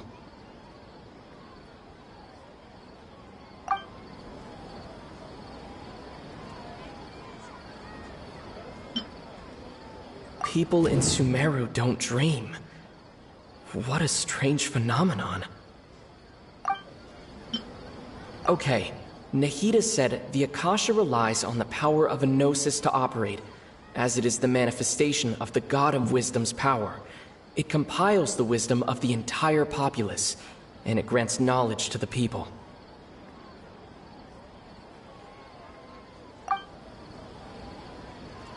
That doesn't sound right. I need to carefully think things through.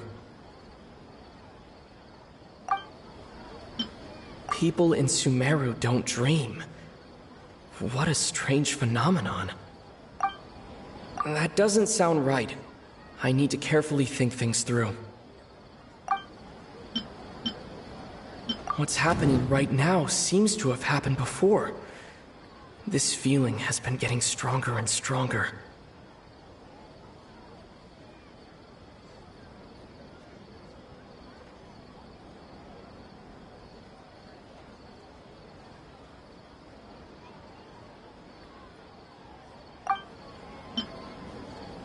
My mind feels exhausted, even though I haven't done too much thinking.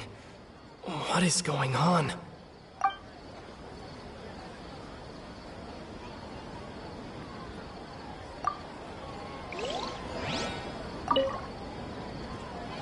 I get the grants knowledge part. That's what people have always used the Akasha for. But compiling the entire populace's wisdom? How does that work? Did she mean that the sages enter new knowledge into the Akasha?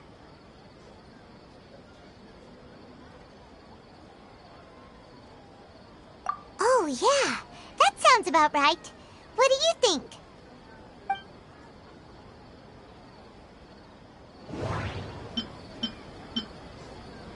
That doesn't sound right.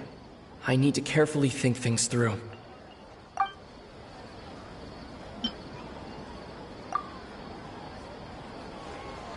You mean the Akasha is causing our mental fatigue? Huh. Now that I think about it, my head's been feeling unusually heavy. When the desert dwellers set off on their quest for knowledge, a sage once said, "Knowledge always comes at a price."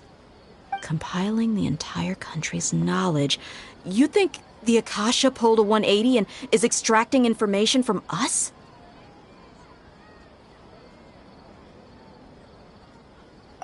Who knows? The Akasha can put knowledge into our heads, so who's to say that it can't also poke around in there? We don't know any specifics. What's the point of doing something like that? Just think about it. If you could combine the knowledge of every single person in Sumeru, then you can basically turn Sumeru City into a single massive brain. This hive mind could make breakthroughs in problems that even the smartest geniuses can't crack. An excellent deduction. And the analogy comparing Sumeru City to a massive brain? I love it. In that case, we should take off our Akasha terminals right away. Maybe that'll solve this problem. Yeah. I was only wearing this for show in the first place. Didn't expect the sages to cook up such a conspiracy. Mark my words. When this is over, I'm getting evidence and exposing this whole thing to the public.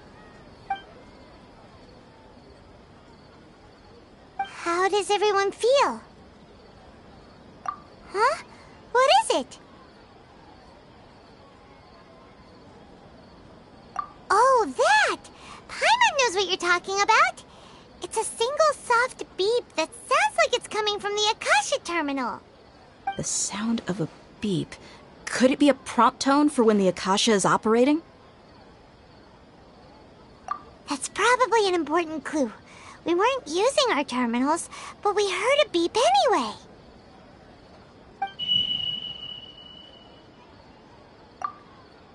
Traveler, did you hear that? I heard it too. Our ears aren't messing with us. There was definitely a beep, but it sounded like it was coming from inside my head. We took off our Akasha terminals.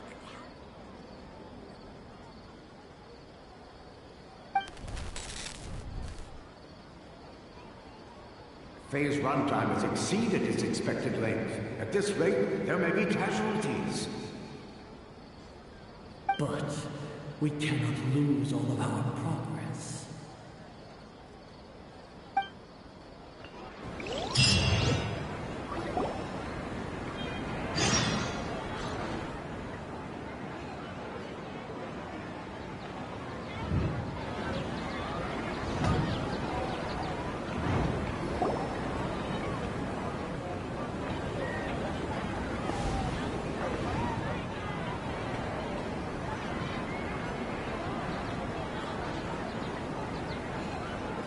Paimon remembers everything! Good. You adapted quickly this time. We definitely took off our Akasha terminals last night, but we still heard that beep. Why is that? But now we can at least confirm one thing. The Akasha definitely has something to do with whatever's trapping us in this cycle. Oh, Paimon doesn't get it. Why would the Akasha go this far if all it wants is everybody's wisdom? It's extremely difficult for lab rats in an experiment to understand why they're being treated the way they are. If we're lab rats, then what are you? Nahida, you've never told us anything about yourself. I guess I'm the moon. The moon? Wasn't that the result of our divination? Anyway, knowing who I am won't help you get closer to the truth, so you should focus on other things. Don't get distracted and miss any clues. Okay then. Dia helped us a lot yesterday, so let's go find her. If Paimon's reading the time correctly, those kidnappers should be showing up soon.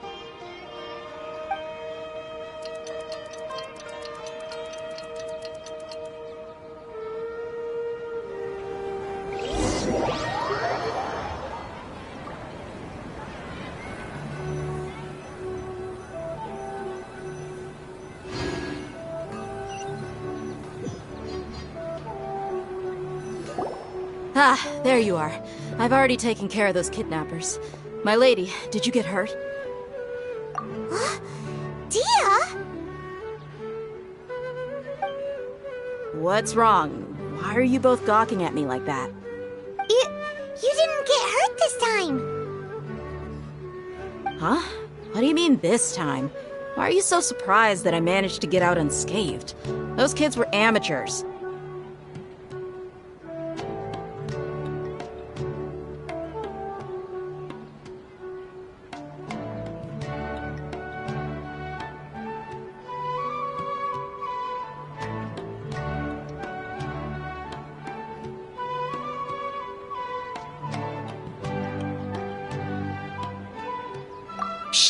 How did you know about my greatsword? I haven't told anyone about it.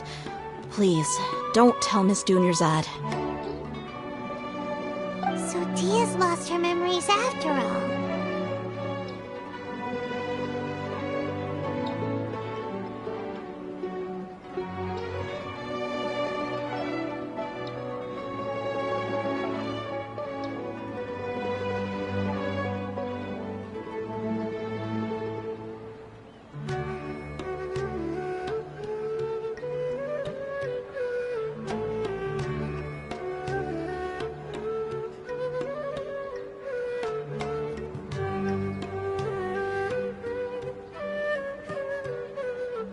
Anything strange? You already know that I got a new greatsword.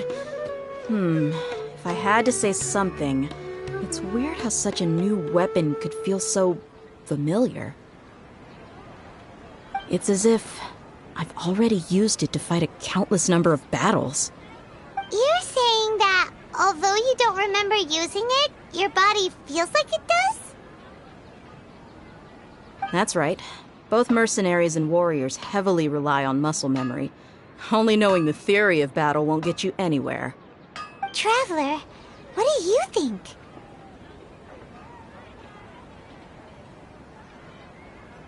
Yeah, Paimon's feeling really hopeful. Oh, you're right! Earlier in the Samsara, something like this would have never happened. I have no clue what you two are talking about, but it's still dangerous here, so... So you want us to take Dunyarzad somewhere else to rest while you check if there are still more kidnappers around, right? How did you know what I was gonna say? Can you read minds? Forget it. Go and do your thing.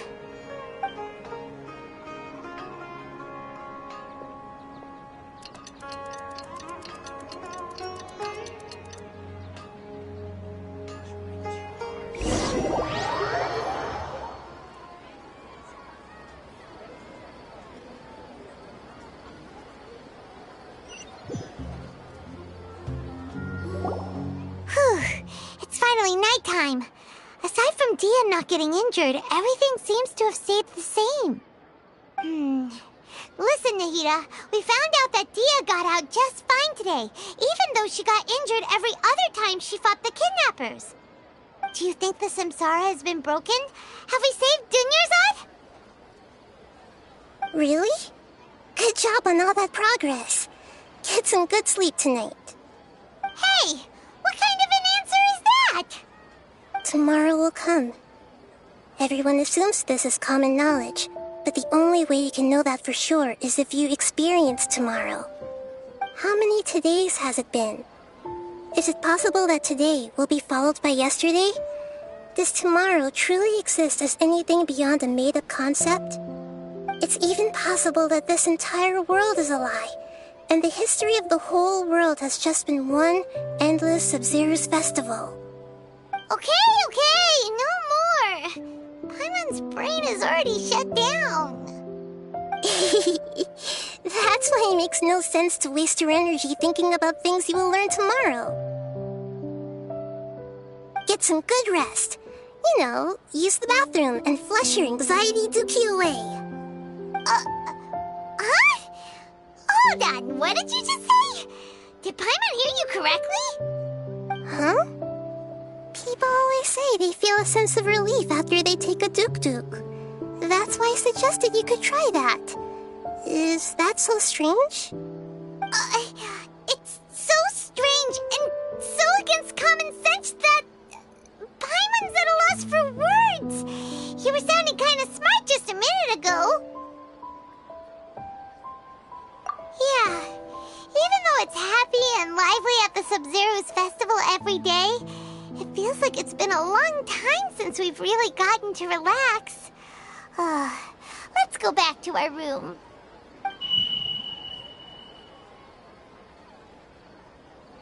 Continue the harvest. Compared to what we stand to achieve, these sacrifices are trivial.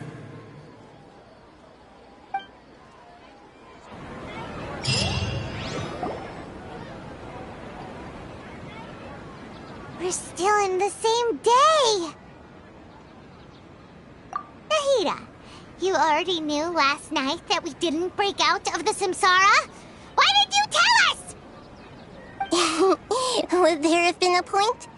You would have spent the night with new worries, with tomorrow still out of reach. In that case, you might as well rest within that brief moment of hope. An opportunity like that doesn't come by often, and I thought it might help you clear your minds. Paimon thought the Duke did that! Whatever. Guess you were looking out for us after all. Of course. In the time we've been together, you two have been everything to me. but maybe you're taking things a little fast. What I mean is, even though I had asked you to solve this puzzle, you two are still the only ones who can see me and sense my presence. In other words, if you weren't here, I may as well not exist. That's why you two have been everything to me. Get it? Nahita's talking about confusing stuff again. Anyway, that's enough chit-chat. So, Traveler, did the new clues yesterday help you gain a new understanding of the situation? Huh?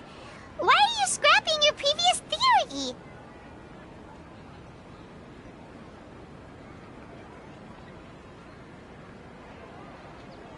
Oh, yeah! You're right! Gosh, how did we not notice that? In a simple time loop, people's physical conditions should also reset. So, what's your new hypothesis?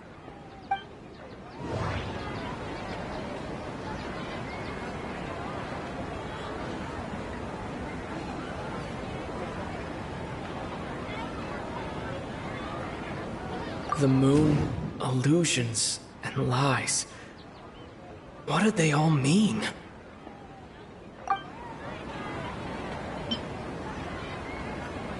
Mercenaries rely heavily on muscle memory, and Dia was able to use her experiences to avoid injury in later samsara cycles.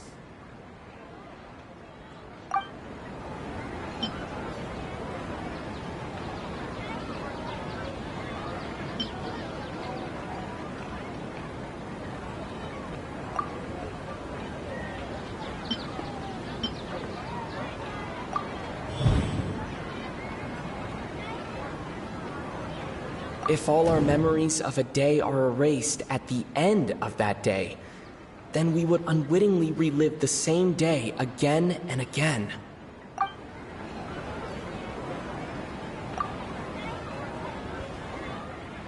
Oh! Then the beep we hear every night could just be indicating the deletion of our memories! That's why when we wake up, everyone thinks the Sub-Zero's festival hasn't happened yet. It's already the next day, but everyone still thinks it's the day before. But muscle memory can't be erased. That's why Dia has been getting better at using her greatsword. Now everything makes sense. A brilliant deduction. Nahita, tell us if we're right or wrong. To put it simply, it's as if you've mistaken a pyro crystal fly for a firefly in the night. You lost sight of its true nature because you focused too much on your perception that it glows. That isn't simple at all! Why don't you go talk to Miss Dia again? You might learn something new. Right! She did help us find our latest clue after all. Let's go!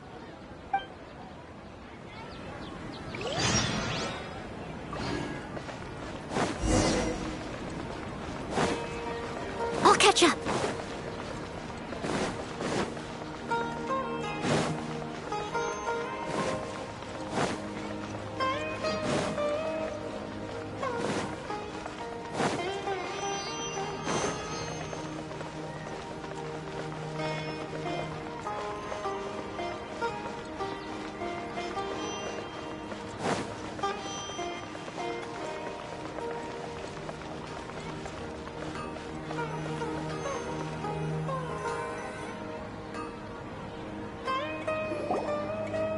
There you are.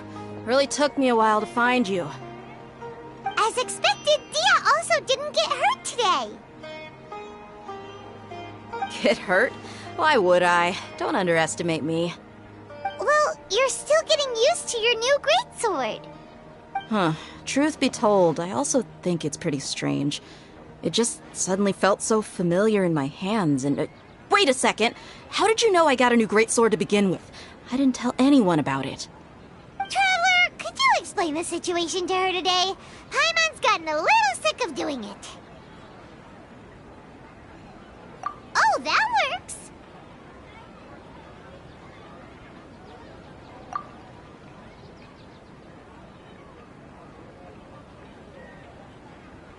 What happened to you guys while I was gone? Did you get brainwashed by some cult? Don't think too hard about it. Just take what we're saying at face value. All right then, let me get this straight. You're telling me that my body's already gotten used to this great sword, but my brain just doesn't remember it? Yes, your memory's being erased every day. Then I'd have to disagree. That's impossible. Oh? Why do you think that? If we've actually been reliving the Sumeru's festival day after day, then what happened to the things we used, the money we spent, the food we ate? Common sense says my wallet should have emptied itself a long time ago. There's no way I wouldn't have noticed that.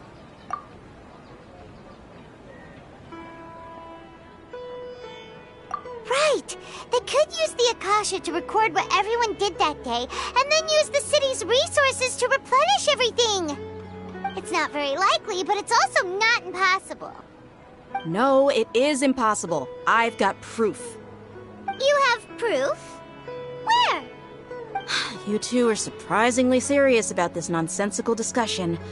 Fine, I'll play along for a little longer. Come with me, Miss Dunyarzad. Please come along as well.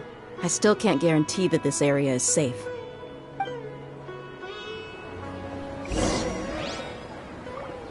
Paimon can't believe it's Dia who wants to show us something this time. 2 days ago, we were the ones taking her to see Dunyarzad.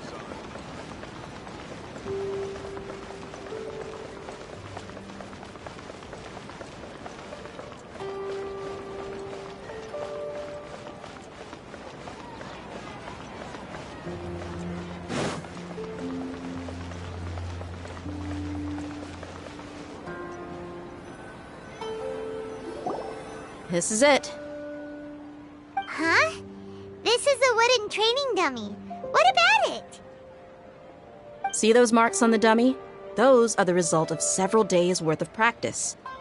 Let's say the sages didn't replace it every day. Shouldn't it be hacked to pieces by now?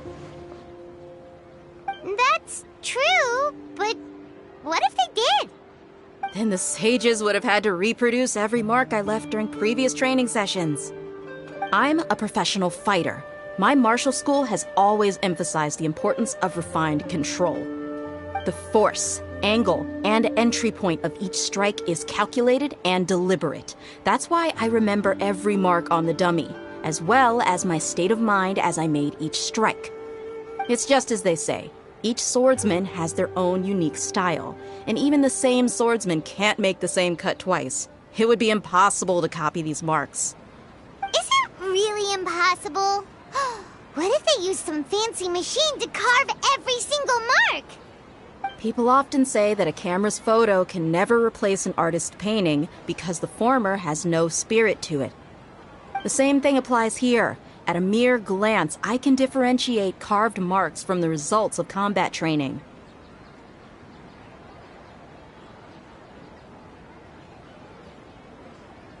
Whew! Hope that cleared things up for you. Hey, is this that new brain exercise game that's been super popular with the scholars lately? It's surprisingly fun. Anyway, it's getting late.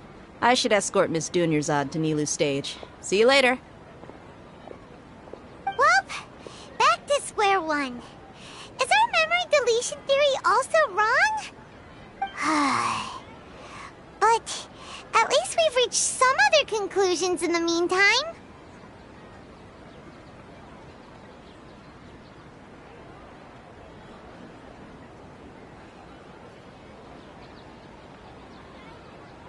Yep, that's true. So, can we think of any new ideas right now? Strange? Paimon feels like everything's been strange lately. Huh? Leaving the city? You're right! It's really strange how we never thought of such a simple solution! Many things should become clear if we can confirm the flow of time outside of the city.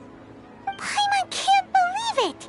Did we miss this because we're tunnel visioning too hard on our other theories? Or because we're just too tired?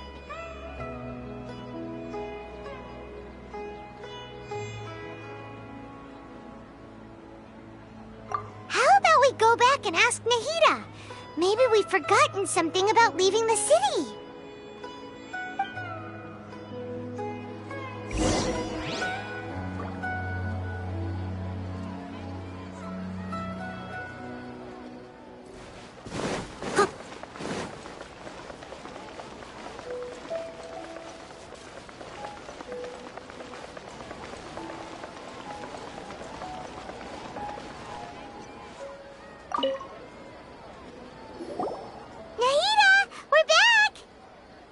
Early today. Did you find something new? Sort of. We're mostly sure now that we're not in a time loop. And we also aren't in the real world. But at the same time, we have a new question.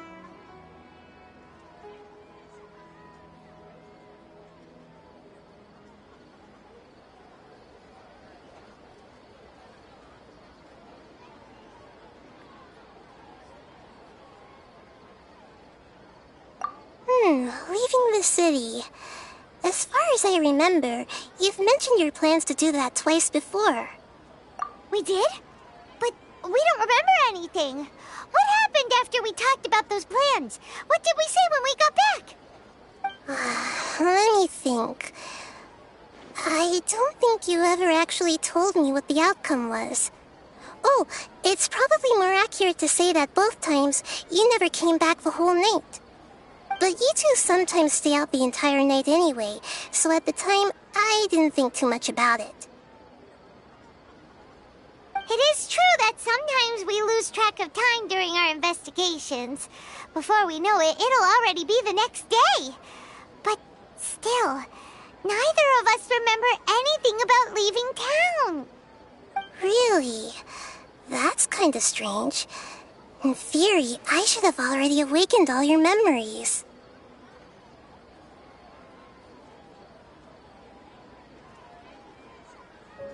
Yep, something here's definitely fishy. Let's get to the bottom of this tomorrow.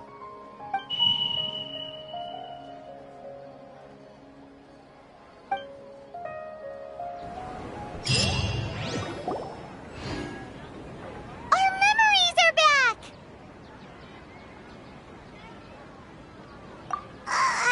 About that.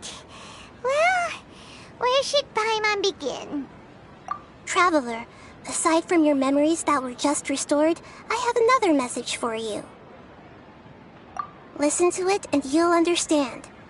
Can't go back. There are countless spaces here. Our Sub-Zeru's festival in Sumeru City is just one of them.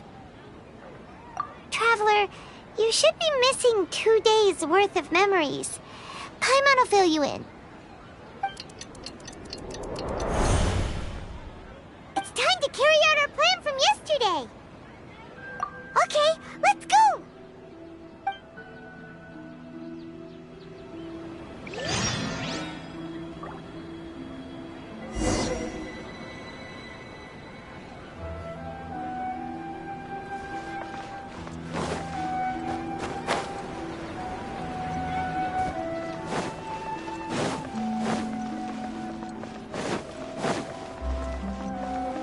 Someone needs assistance.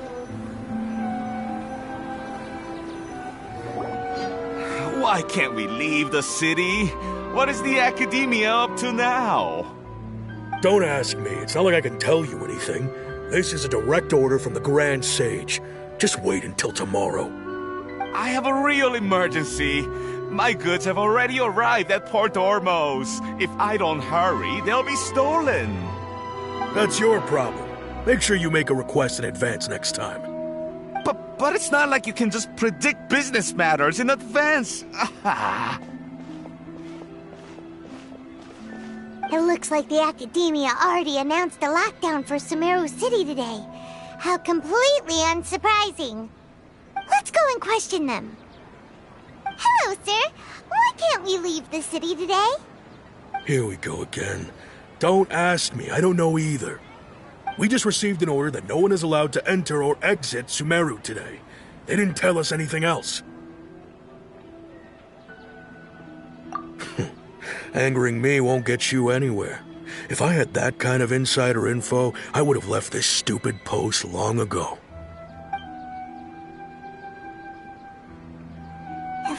he really doesn't know. If we can't get anything out of him, let's take matters into our own hands. Why don't we climb over the walls? Those guards can't be everywhere at once. This is a good spot, and the guard hasn't noticed us at all. Let's hurry!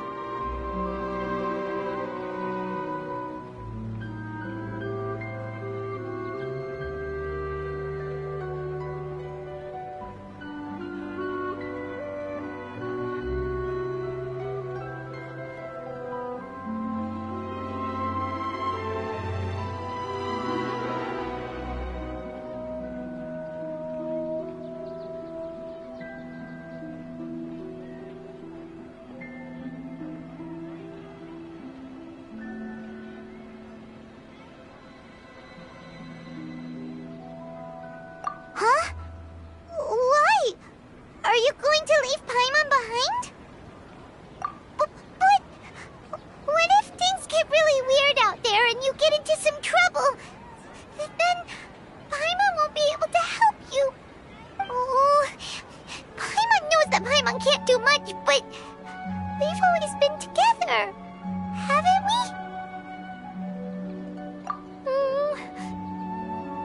Okay. Paimon will wait for you. Promise Paimon that you'll come back as soon as possible. Just a quick look. And please, be careful.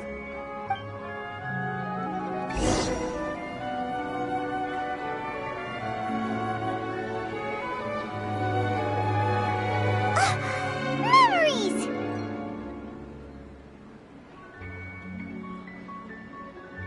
Traveler!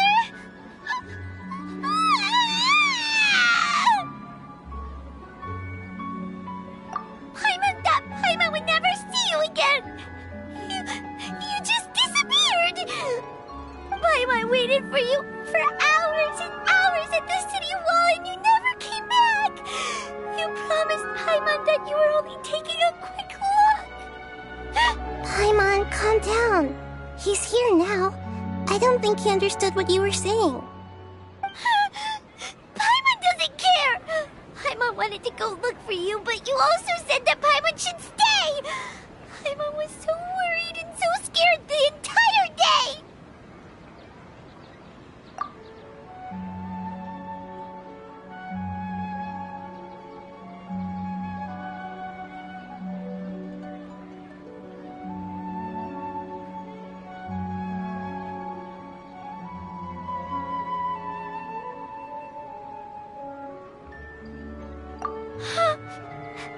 Okay. Paimon will forgive you. The most important thing is that you didn't actually disappear. Oh, Paimon was so scared that you had gone into another world. Okay, Paimon, can you tell us your perspective of what really happened yesterday? I see. Using two people's different perspectives. After that, you left the city. Paimon kept her eyes on you the whole time, but then you disappeared in an instant.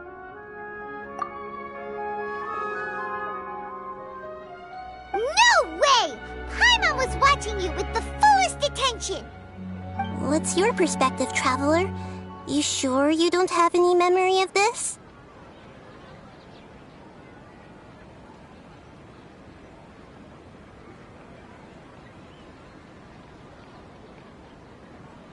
I guess that explains everything.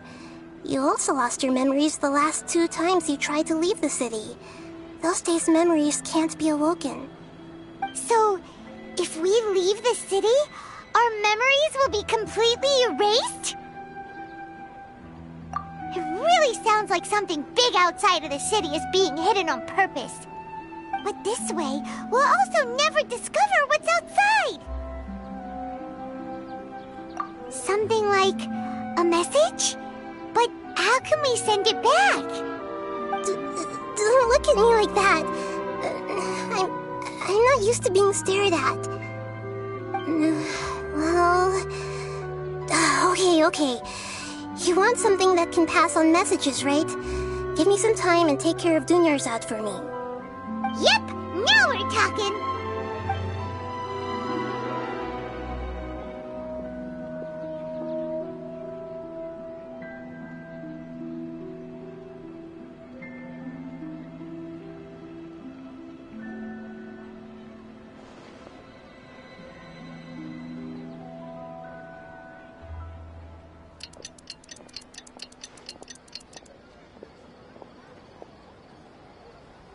I'm done. Here you go. What? Isn't this just an Akasha terminal? I made some little changes. Akasha terminals are already capable of sending messages. I just tweaked it so that it could connect to any node. To make something like this? Nahida, you really know the Akasha like the back of your hand. Anyway, we can use this now to record a message, right? Yep. I'll help you save the messages. It should be pretty easy to use. I just can't guarantee the user's status and signal coverage when they're outside the city. We'll never know until we try. At least we're taking the initiative now.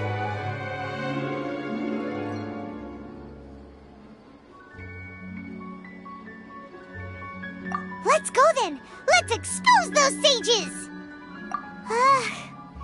All right. Paimon isn't as worried about being separated since it happened once yesterday. But Paimon still isn't happy about it. Okay, see you tomorrow, Traveler.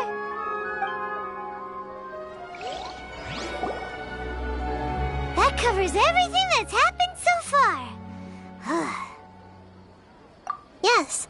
Although the signal was choppy and had some interference, we still managed to receive 2 messages from you when you were outside. Okay, now that you understand what's going on, let's hear the messages together.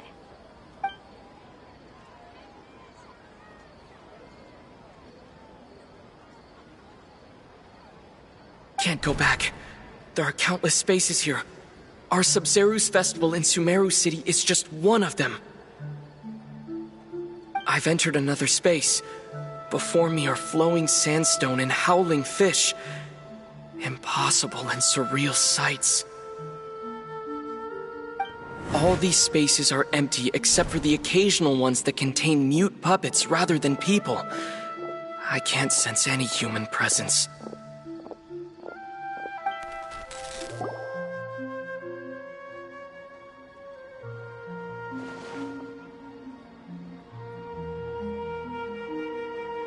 That's one heck of an info dump. It sounds like you left the Sumeru city space when you set foot outside of the walls. But everything looked completely normal when Paimon was looking out from the inside. That's unbelievable. And if we take your word for it, the other spaces all had very weird contents. There's another part here. I only received it last night. These spaces have been disappearing one after the other, absorbed by something like a sun in the sky. And now, even the final space has also disappeared. Behind me, a lot of spaces just appeared again from thin air. I get it now! Those spaces are actually...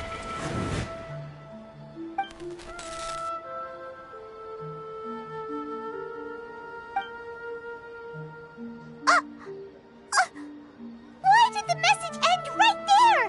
What did the Traveler want to say? What are those spaces? Probably because yesterday just happened to end at that moment. Oh, right. Paimon did hear a beep from the Akasha. Did it come from here or from the message? The message.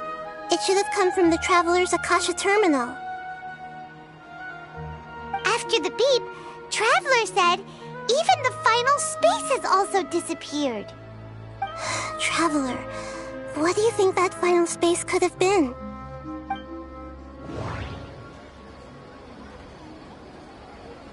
All the bizarre spaces I saw outside the city had one thing in common: a lack of human presence. Was that space actually the real world? But wouldn't a real space just randomly disappearing like that be catastrophic? My impression is that each day in this samsara only ends at the sound of that beep from the Akasha.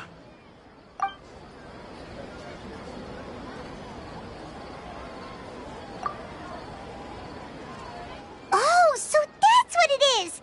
After the sound of the beep, the final space, the Sub-Zero's festival, also disappears, and we're taken to the next day. Later on, Traveler also mentioned a bunch of new spaces materializing behind them. Do lots of new spaces appear every day? Paimon's head is spinning. Just what are these spaces anyhow? Well, consider this. For all the horrors of the Archon War, at its heart, it was just a game where a bunch of gods fought over 7 seats. So no matter how strange or spooky things may look on the surface, maybe all they point to in the end is a small and simple secret. Wow, the Archon War, huh? That's an analogy and a half.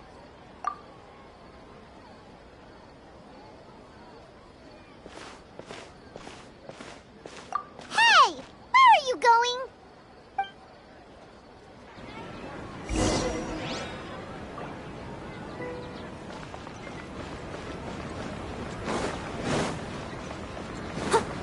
I'll catch up.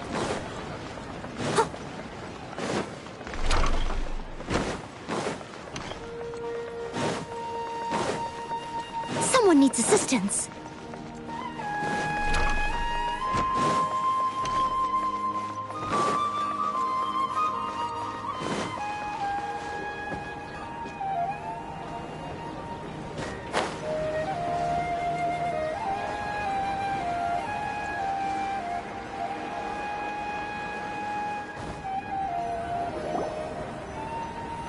Do you want some alone time to think? All right then, Paimon won't disturb you.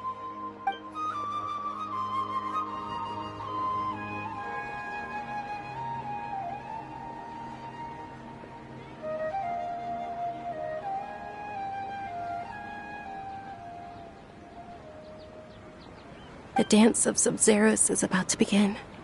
I'm going to go watch it. Okay. Why don't you go ahead, Dunyarzad? We still have some other stuff to do first. Okay then. See you later. Have you figured it out yet, Traveler? Time is ticking away. Awesome! What is it? Paimon wants to know. Oh, wait, no. Let's meet up with Nahida first. You can tell us both together. This time, we're gonna get to the truth.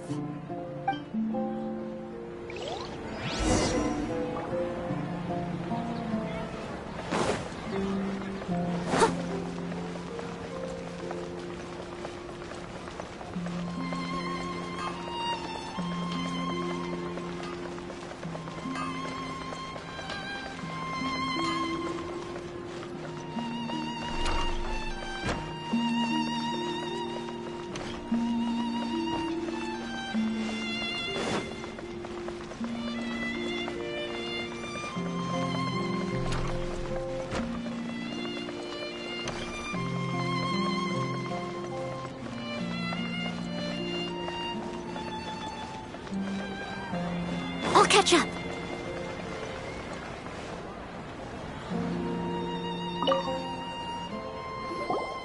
You're back! I've been waiting forever for you two. Judging by the looks on your faces, are you ready to take your Sub-Zero's exam and graduate from the festival? Okay, first off, have you discovered the hidden truth? Okay, Nahida said the Akasha relies on the power of a gnosis to operate, as it is the manifestation of the God of Wisdom's power. It compiles the wisdom of the entire populace, and it grants knowledge to the people. We've already experienced the Sub-Zero's festival many times, and the day of the festival seems to be in a perpetual samsara. That doesn't sound right.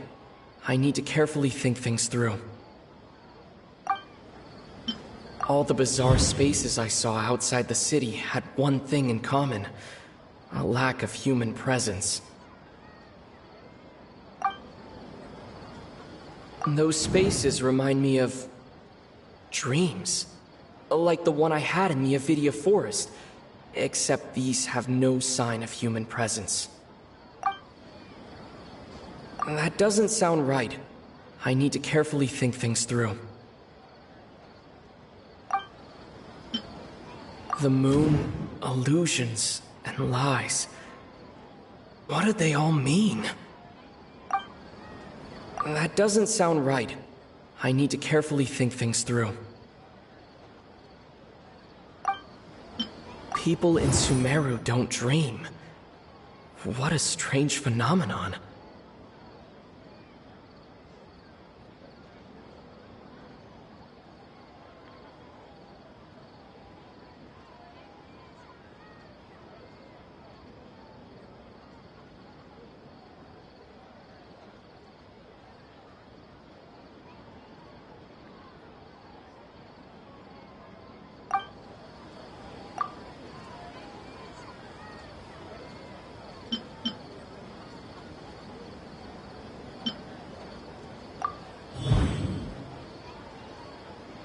We are all in a dream. It isn't that the people of Sumeru don't dream. Rather, the Akasha is taking their dreams from them. People in Sumeru think they don't dream, but the truth is the Akasha steals their dreams without them knowing it. And those spaces with no human presence are stolen dreams without their host. That would explain why they sounded so weird when he was trying to describe them. Huh. So people in Sumeru do dream after all. In fact, we're all in one big dream together right now. Correct answer. Now, how did you conclude that the Akasha is capable of this?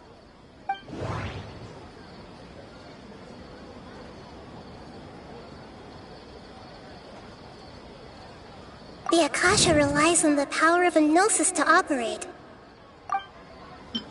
It is the manifestation of the God of Wisdom's power.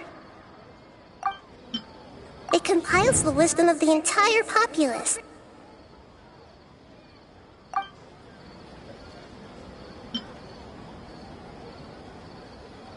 And it grants knowledge to the people.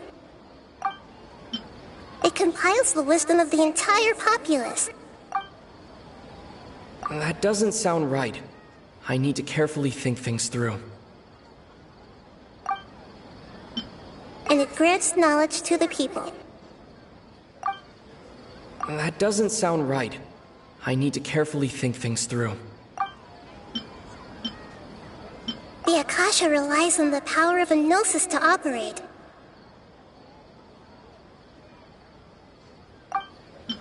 It is the manifestation of the God of Wisdom's power. Oh, okay. Those dream-controlling creatures in the forest also get their power from the Dendro Archon, right?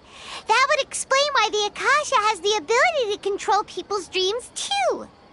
But is stealing everyone's dreams really how the Akasha compiles their wisdom? Isn't there anything more to it than that? Dreams are fantastical, complex, and full of imagination. People's brains are the most active when they're dreaming. In other words, dreams are rich bundles of human wisdom. So, in other words, the complete opposite of how Hypatia understood it. Paimon remembers her saying that the sages think dreams are foolish delusions, and the fact that no one dreams is a blessing from Greater Lord Rukkhadevata. So it was all a dirty trick? The real story is that the sages from the Academia are using the Akasha to steal people's dreams for their own use, huh? Oh? By the sounds of it, you understand the current situation pretty well. So then, what about the Samsara?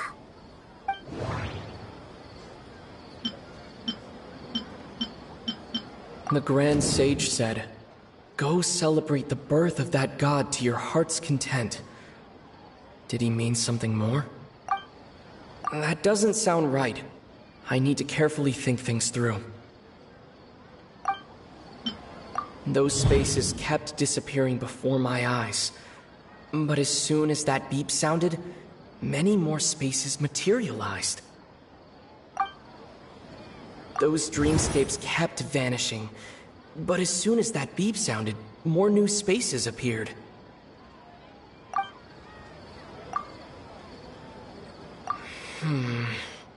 I can't seem to cohesively piece everything together.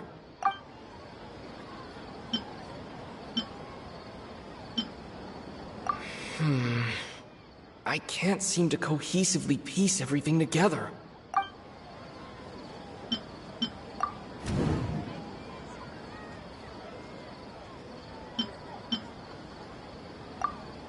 Correct. The Akasha is keeping each person's brain in a constant dream state, but also separating their consciousness from their own dream. Their disembodied consciousness is placed inside the collective dream of the Sub-Zero's festival along with everyone else's, while their now vacant dreams are harvested by the Akasha. No one is any the wiser as another day passes in the dream, and so begins another samsara cycle. People wake up to yet another dream about the Sub-Zero's festival. The dreams that belong to them are once again harvested by the Akasha, and so it continues. So, this is like a dream factory, and the Akasha is a dream harvesting machine. Did Paimon get that analogy right? Very good, Paimon. Using analogies well is an excellent habit to get into. Okay, so that beep we keep hearing is actually from our real-life Akasha terminals. Taking off our terminals in this dream doesn't do anything. Alright, last question. Who am I?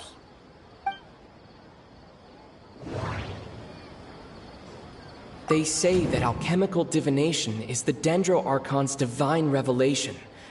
So then, if Nahida has referred to herself as the moon... Now that I think about it, wasn't illusions a hint that we're all dreaming? Now that I think about it, wasn't illusions hinting at the sage's deception of Sumeru's people?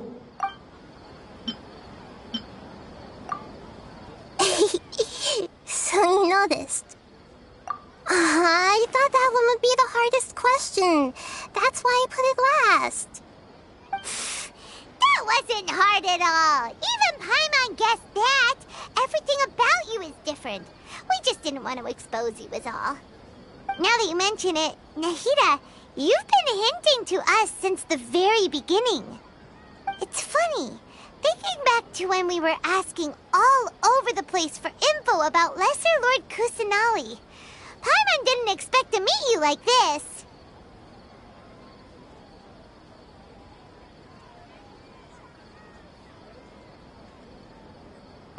Yes, those can wait until we're back in real life. On the other hand, I'd be happy to answer any more questions you have about here and now.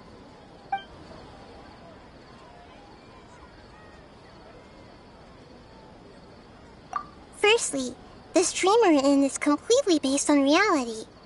People have already experienced this Sub-Zero's festival, so it would be very difficult for them to find anything that strikes them as surreal. Secondly, you're probably wondering why people don't have any memories from earlier samsara, right? That's because people don't remember their dreams most of the time anyway. And in any case, their actual dreams are being taken away from them by the Akasha. So whenever they wake up in this dream of the Sub-Zero's festival, they don't remember anything from their previous identical dream. That reminds Paimon. Traveler had a dream when we were in the Avidia Forest, but couldn't see what it was about after waking up. Is that an example of what you mean? Yes. Only after receiving the blessing of Dendro can a person gain the Dendro element's dream-enhancing power. That explains the feelings of déjà vu. Meanwhile, everyone else has no idea that they are in the Sub-Zero's festival samsara, while their dreams are stolen from them over and over again. Firstly, this dream we're in is completely based on reality. People have already experienced the... Secondly, that's because people don't remember their... So whenever they wake up... That reminds Paimon. Traveler had a dream... Yes. Only after receiving the blessing of Dendro can a person gain the Dendro element's... Meanwhile, everyone else... You asked me this question before. My answer was, it would literally blow your minds. Now that you know this is all a dream, this answer should hopefully make more sense. Have you heard the saying, don't wake a sleepwalker? Likewise, if someone suddenly had told you all this instead of you learning it on your own, your notion of reality and dream would be thrown into irreversible confusion. I couldn't expose you to that kind of risk. That's why I could only give you very subtle hints and some suggestions. Long story short, I'm really sorry I had to keep you guessing.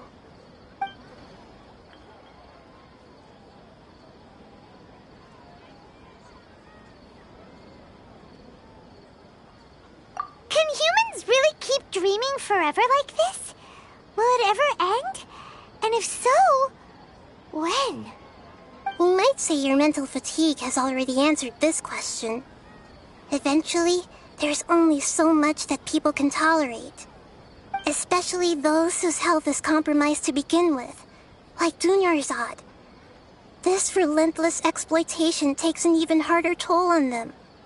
People's lives are at stake here, and nobody knows a thing! We've got to put a stop to this!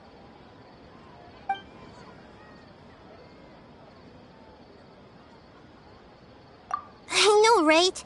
Why did they have to base this dream on my birthday? Could it really just be a coincidence? Even you don't know the reason? Wow, now that's strange. The Academia sages are determined to harvest lots of dreams in a short time, no matter the cost. They have to be up to no good. Unfortunately, I don't know anything about it. Traveler, do you have any information?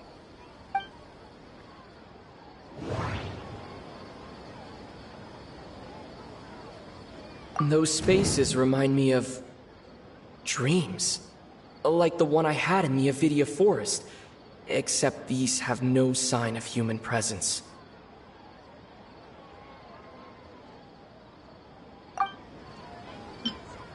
Okay, Nahida said the Akasha relies on the power of a gnosis to operate, as it is the manifestation of the God of Wisdom's power. It compiles the wisdom of the entire populace, and it grants knowledge to the people. The Grand Sage said, "Go celebrate the birth of that god to your heart's content." Did he mean something more? Celebrate the birth of that god? Could it mean...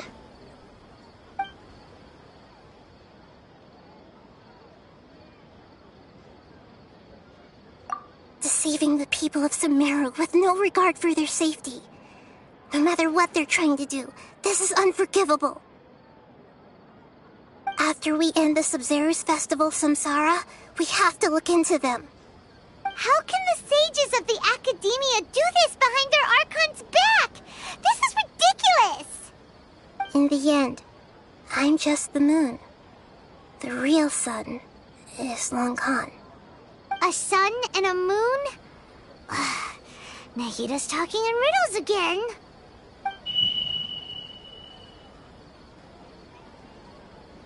Oh, we're out of time today! I'll tell you how to break free of the samsara tomorrow. See you then.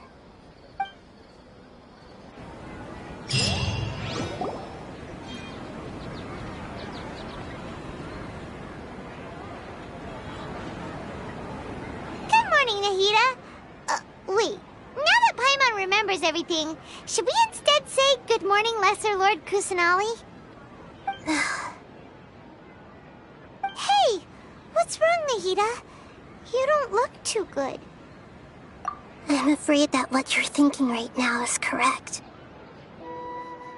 Did Dunyarzad already disappear? No way! Are we too late? The real Dunyarzad's consciousness has indeed disappeared. It can no longer endure the constant dream harvesting. Paimon can't believe it. Wait, so what about that other Dunyarzad? Just what is she? Is she also going to disappear? She's actually something like a puppet, but not completely. The real Dunyarzad's consciousness could no longer keep playing her role in this dream. So another Dunyarzad appeared to replace her in the dream. Just like the grass and the trees, that Dunyarzad is just a building block of the dream that helps to keep it going. But personality-wise, she's nothing like the real Dunyarzad. Puppets are stiff, and can't copy a living person's vitality. After all, they're just there as filler. You know, speaking of which, the old Dunyarzad might not have been too different from a puppet. Dunyarzad truly believed that she met you within her consciousness, and it was you who inspired her. So you do remember her after all. Yes. Back then, her family was overly protective of her. No one cared about her personality or thoughts. It was as if she only lived to stall her Elazar. I just gave her a little wisdom so she could look at life in a new way. So that she could be her own person. But even so, she still...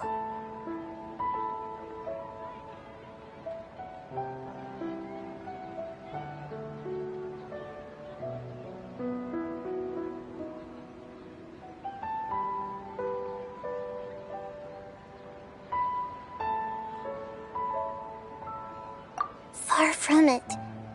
I'm still a long way off from being a real Archon. I couldn't even save her. If I were a competent Archon, I wouldn't have let my most faithful follower die at the Sumeru's festival with so many regrets. Please don't beat yourself up over it, Nahida. It's the sage's fault, and theirs alone. I'm not beating myself up.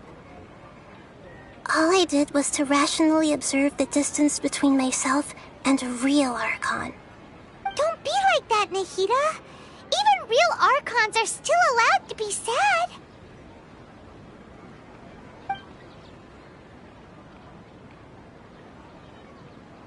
To prevent more tragedies like this, we must end the samsara as soon as possible. Great, but how do we do that? Although the Sumeru's festival dream is under the Akasha's control, only humans can dream. Even the Akasha is unable to create them.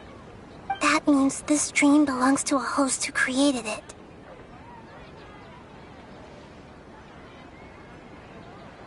Huh? So, how should we find that person? Well, if this is someone's dream, then everything here must come from deep within their consciousness. Which means, with the power of imagination, they can change anything in this dream. Imagination? What do you mean by that? Imagination means breaking through what you perceive as normal. Like when the server at a tavern brings a plate to you, you'd naturally assume that food is on it. However, if you're the dream's host and you become aware that you're dreaming, when you imagine gold and more on the plate, the dream will respond in kind, and the server really will bring you gold and mora. But right now, our host is unaware that this is a dream. No matter how many times they're served, it will always be food. Find some way to make that person realize that they're dreaming. Usually, once that happens, the person will wake up and the dream samsara will be broken. How are we going to find them, though? If it could be anyone, it'd be like looking for a needle in a haystack. And even if we did find them, how are we supposed to make them realize they're dreaming? After all, like you said, don't wake a sleepwalker. It's extremely difficult, yes. But the only ones who can do it are you two. Remember, everything you've achieved up to this point has all been for the sake of finding the host and ending the samsara. As for me, during this time, I'll be out of town. Out of town? Are you going to that place full of dreams where the traveler went? Yes. I want to try something. There must still be a small wisp of possibility. Hurry and go. Dreams are supposed to be fantastical, romantic, and full of pleasant surprises. Unnecessary things like this samsara need to end. Paimon's still a little upset that we've come this far only for Dunyarzad to... She was such a good person, with such a simple wish. But fate was against her.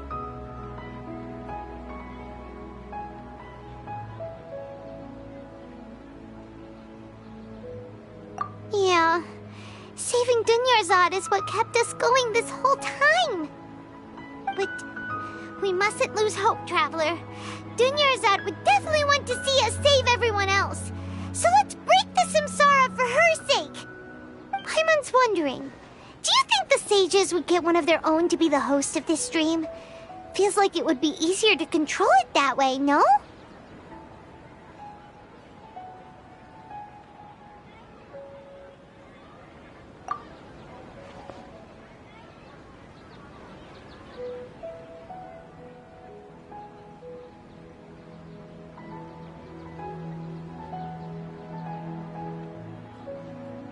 Huh. That's true. Plus, the sages probably weren't counting on there being other factors beyond their control, like Nahida and us. So, who do you think the host of the dream is?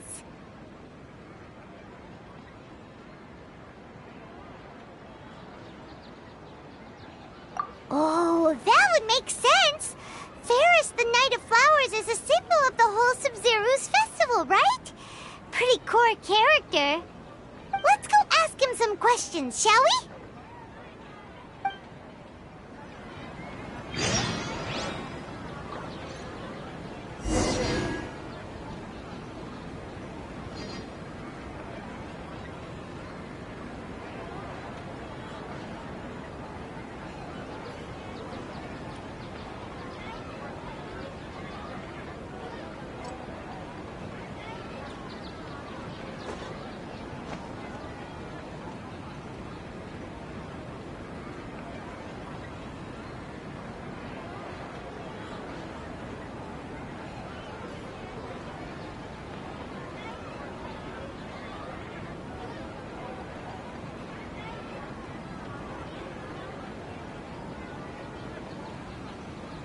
Someone needs assistance.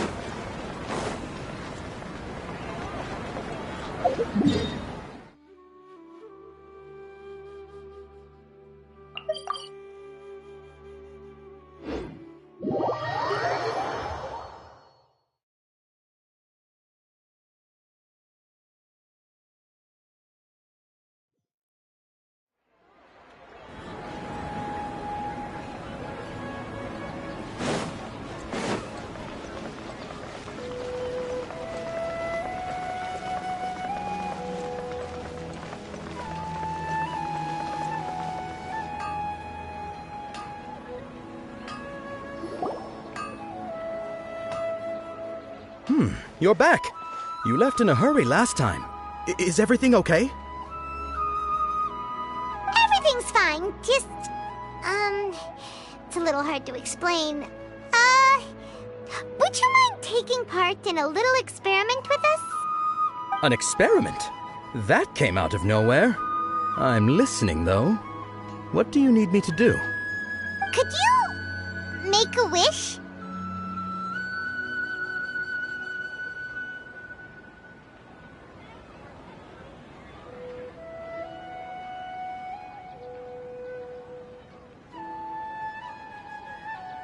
You want me to make a wish? Is that a new Sub-Zero's festival tradition or something? Less questions! More wishing! Okay. My wish. Okay. I'm a little nervous saying this out loud, but I want Miss Dunyarzad to be happy. Oh. I noticed earlier that she looked a bit down, and she wasn't really talking to anyone. She just doesn't seem like herself. She's always so gentle and kind, and all the kids love her. I've also wondered if the reason she asked me to be Fairest Knight of Flowers is because I'm special to her, or something. So, you have a crush on Dunyarzad? Oh, is it that obvious?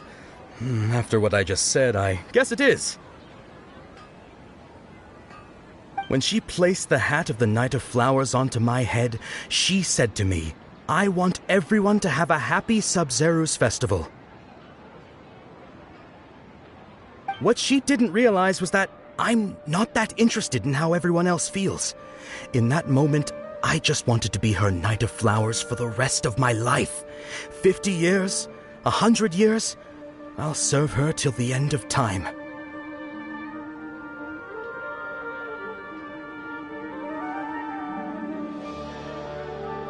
Okay, yeah, that was a bit much. Felt like the right moment to get it off my chest, but that was pretty embarrassing. Okay, I'm ready to make my wish. I would like Miss Dunyarzad to appear in front of me right now with a smile on her face. Here goes. Please come true. I'm gonna open my eyes. Oh, you're... What? Foggy? Sorry, but only one portion of Yalda candies per person. Back home you go. Nice try, you two.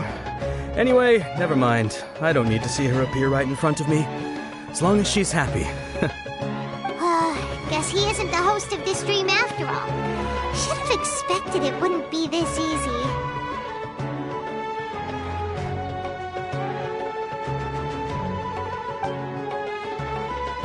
It seems like everyone who knows Dunyarzad loves her.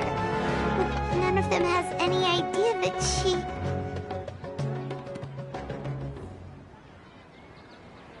My lady, step back. That sounds like Dia! Oh, right. This is when Dunyarzad bumps into the kidnappers. Huh? But Dia can handle them. Hey, Traveler!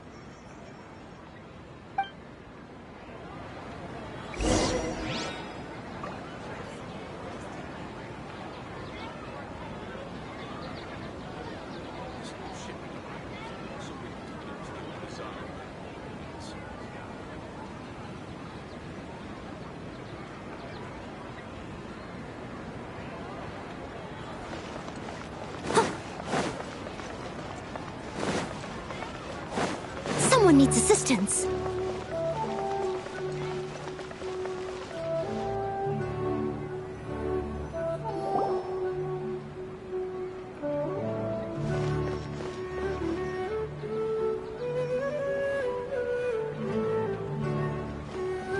Oh, it's you. Great timing. Please take... Hey, this is my job. The homie Yanni's pay me, not you. You... fine, alright. Knock yourself out. Why are you so worked up anyway? It's not like I don't trust your fighting skills. Anyway, watch yourself.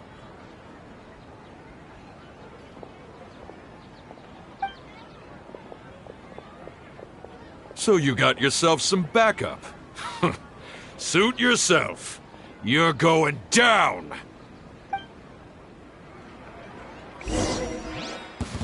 That's close enough. No punching today. Leave it all to me. Burn!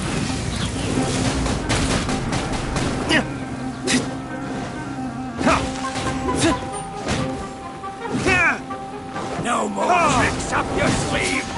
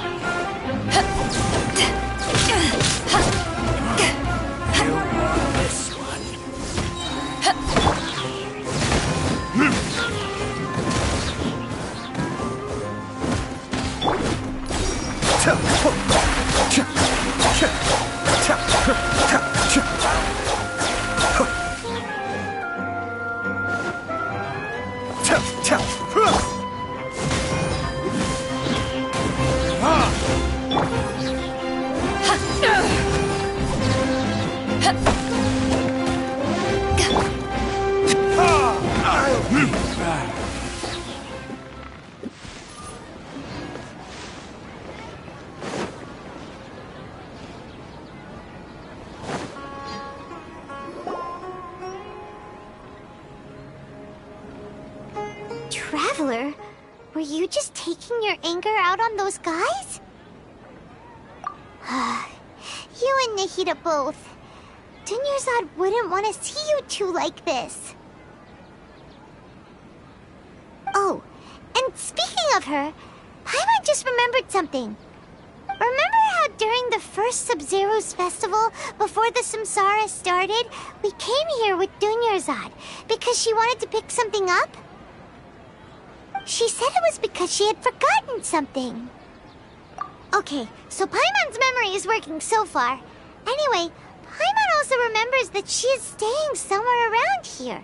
She pointed it out to us the night before the Sub-Zero's festival. Yeah, even if it's only a tiny clue, it'll probably still help us more than this needle in a haystack search.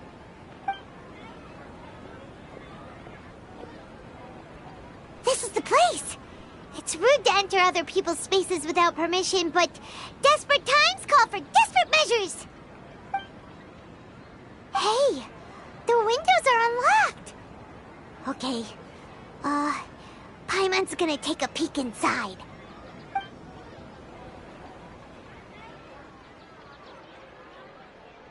This was only a temporary residence, so there was pretty much nothing inside except this book on the table. Should we open it?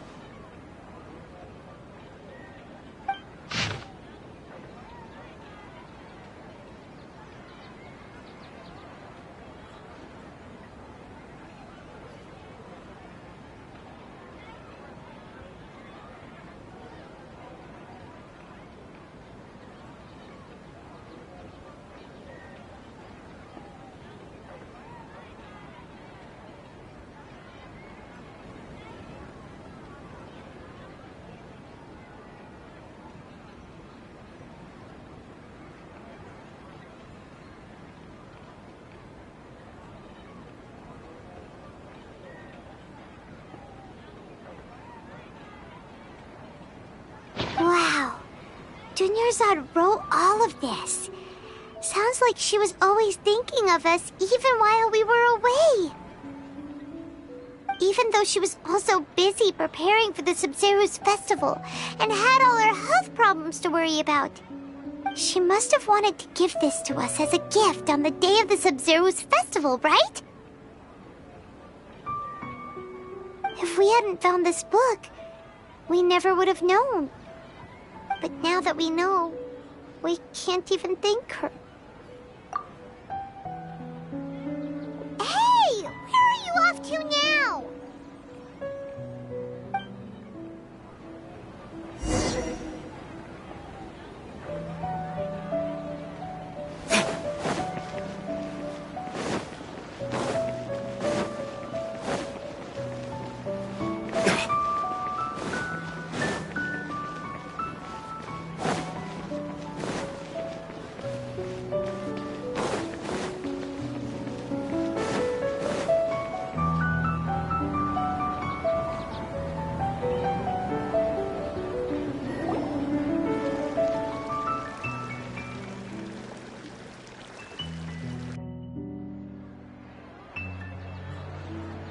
It's Dunyarzad's puppet.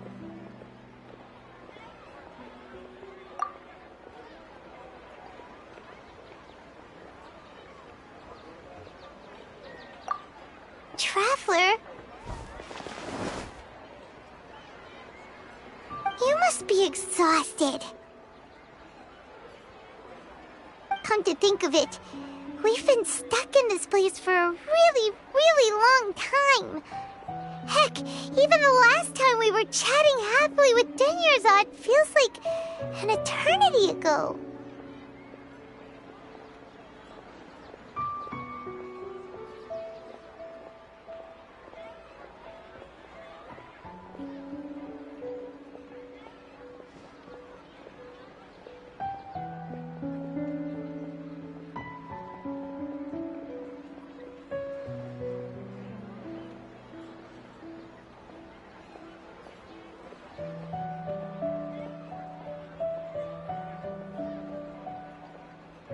Paimon still remembers when we were sitting here, and the way her eyes sparkled when she talked about Nilu's dance of Sub-Zerus. There will always be frustrations in life, but I know that the point of living is not to leave behind any regrets.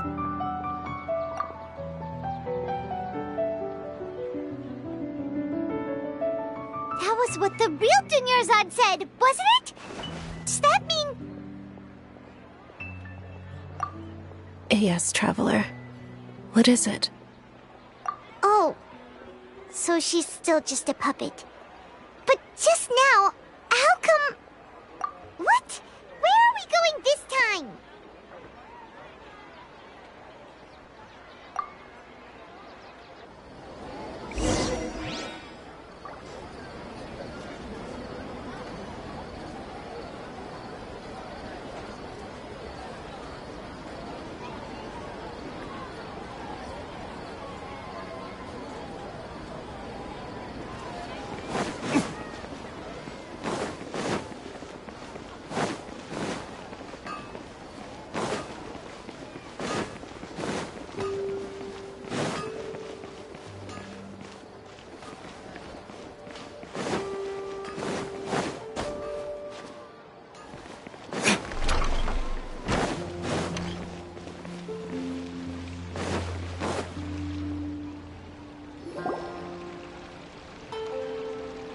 If you continue to resist, we will have to order an investigation into every single event organizer.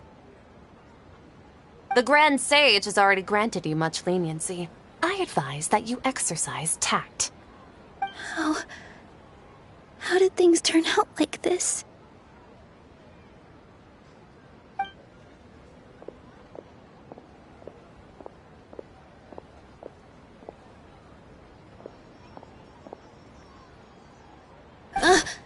Traveler?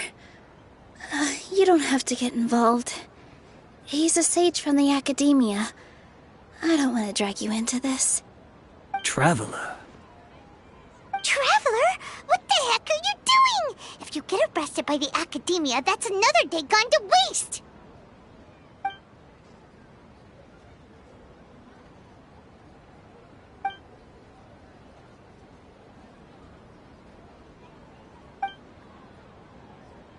Wait, they're not reacting.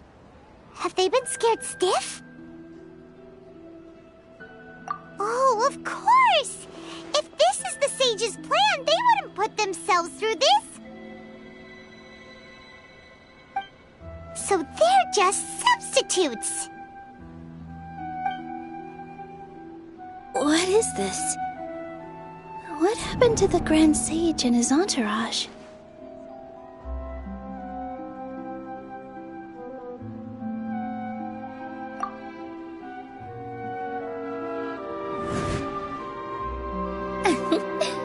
Like I said, they symbolize the goddess of flowers. It's just a shame that all the real Bodhisattvas went extinct after her death. Yes. The Greater Lord brought forth new Bodhisattvas in memory of the goddess of flowers. But she ultimately could never truly replicate that beautiful shade of purple.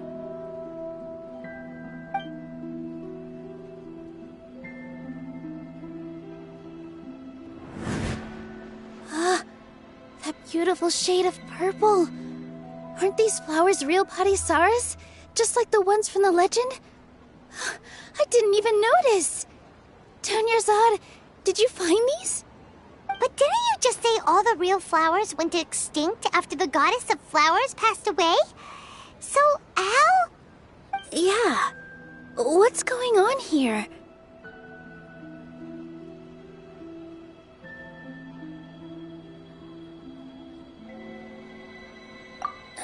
Huh?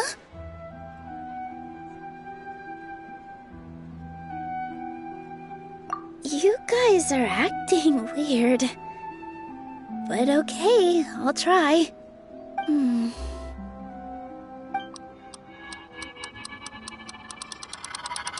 Hey!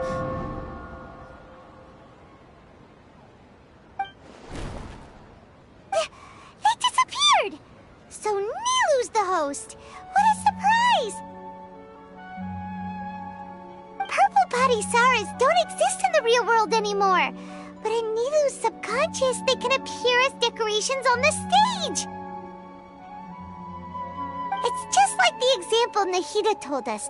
People assume there will be food on a plate, and Nilu assumed there would be real Patisaras in the flower pots. So when you saw the flowers, you instantly knew it was Nilu? But if we want to end the samsara, we need the host to become aware that they're dreaming. How should we make Nilu realize that? Am I dreaming? Huh?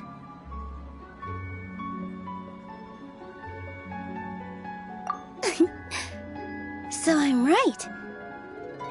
Is this Lesser Lord Kusanali responding to our celebration of the Sub-Zeru's festival? Wrong guess, but you aren't completely wrong either.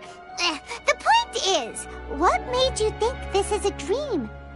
As far as you know, people in Sumeru don't dream, right? Yeah, but have you heard the tale of the first sage? To prevent a calamity, he went on a journey to find the Dendro Archon. Ooh, sounds familiar. Dunyarzad told us a story like that when we first arrived in Sumeru City. So it was about the first sage, huh? Yep, but in the part you heard, he hadn't become the first sage yet. There's more to the story. His piety and wisdom were acknowledged by the Dendro Archon, and she finally gave her blessing to him. All kinds of spectacular scenes appeared in front of the first sage, as if all the knowledge in the world was being painted onto a canvas right before him. He was captivated. After who knows how long, he mastered all the knowledge he could comprehend. Afterward, he said to the Dendro Archon, "I miss my parents, my wife, and my children. I've been away from home for far too long. They must be worried." The Dendro Archon smiled.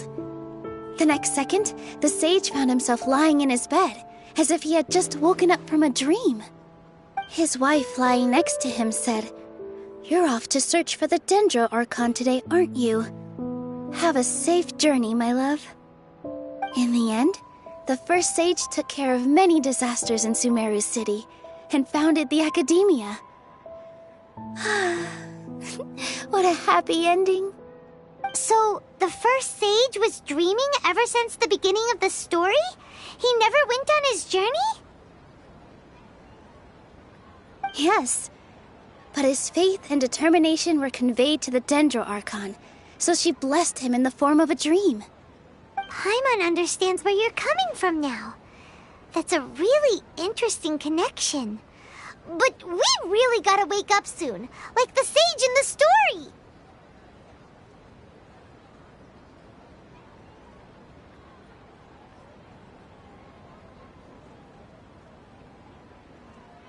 I see.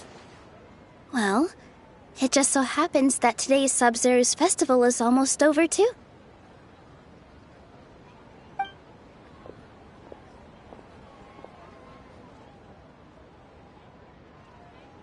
Since we're in a dream, let's make this final dance of Sub-Zeru's as beautiful as we can.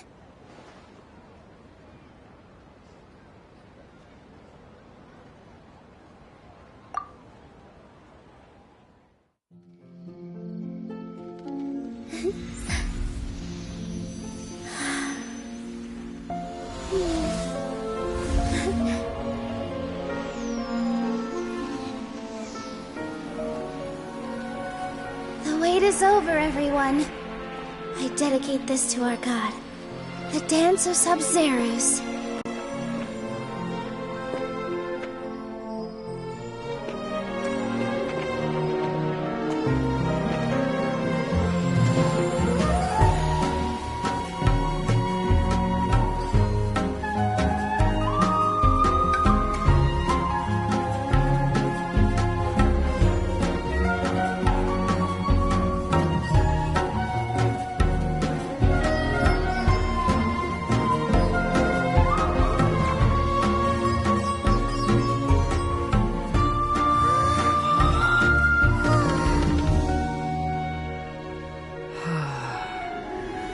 I'd be lying if I said I had no regrets. I would have loved to see Nilou's dance.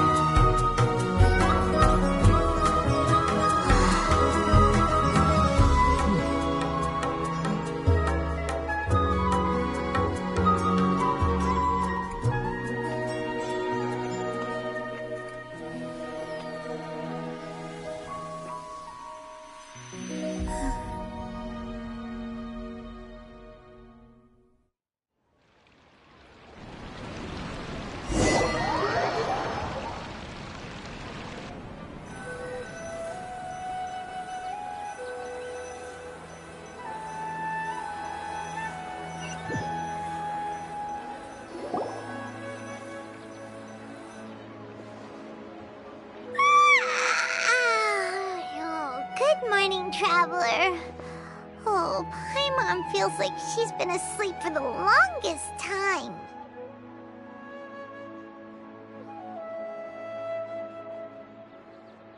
Paimon's head feels super heavy. Did we oversleep? Do you even remember going to sleep last night? Paimon thinks it was after the Sumeru's festival. The Sumeru's festival! Have we finally escaped from the Sumeru Samsara?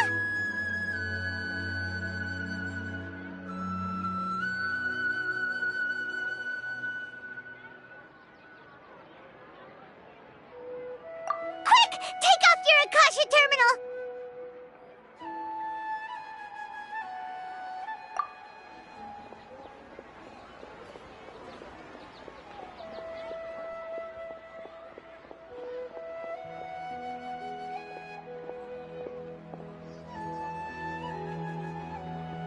She's not in her room. What happened?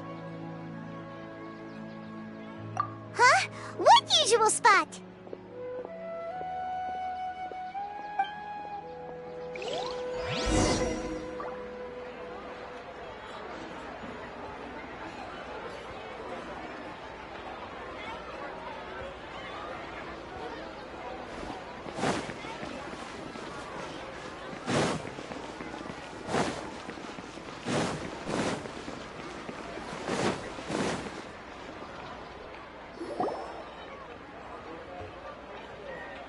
Well done, Traveler and Paimon.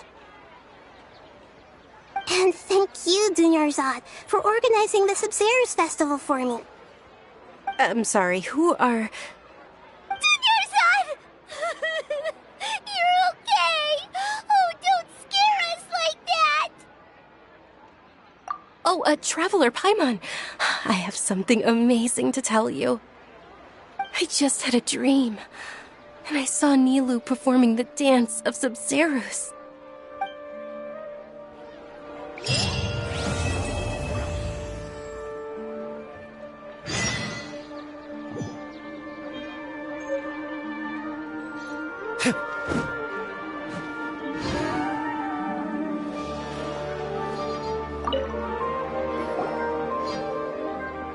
You're actually Nahida, aren't you?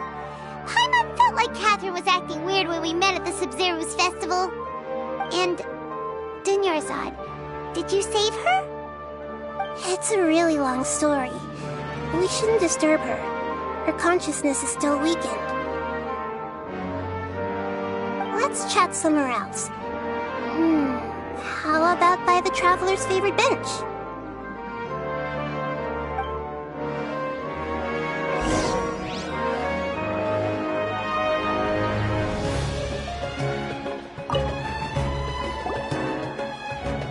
What's going on? Why are you two so excited to see me? Hasn't it only been a night?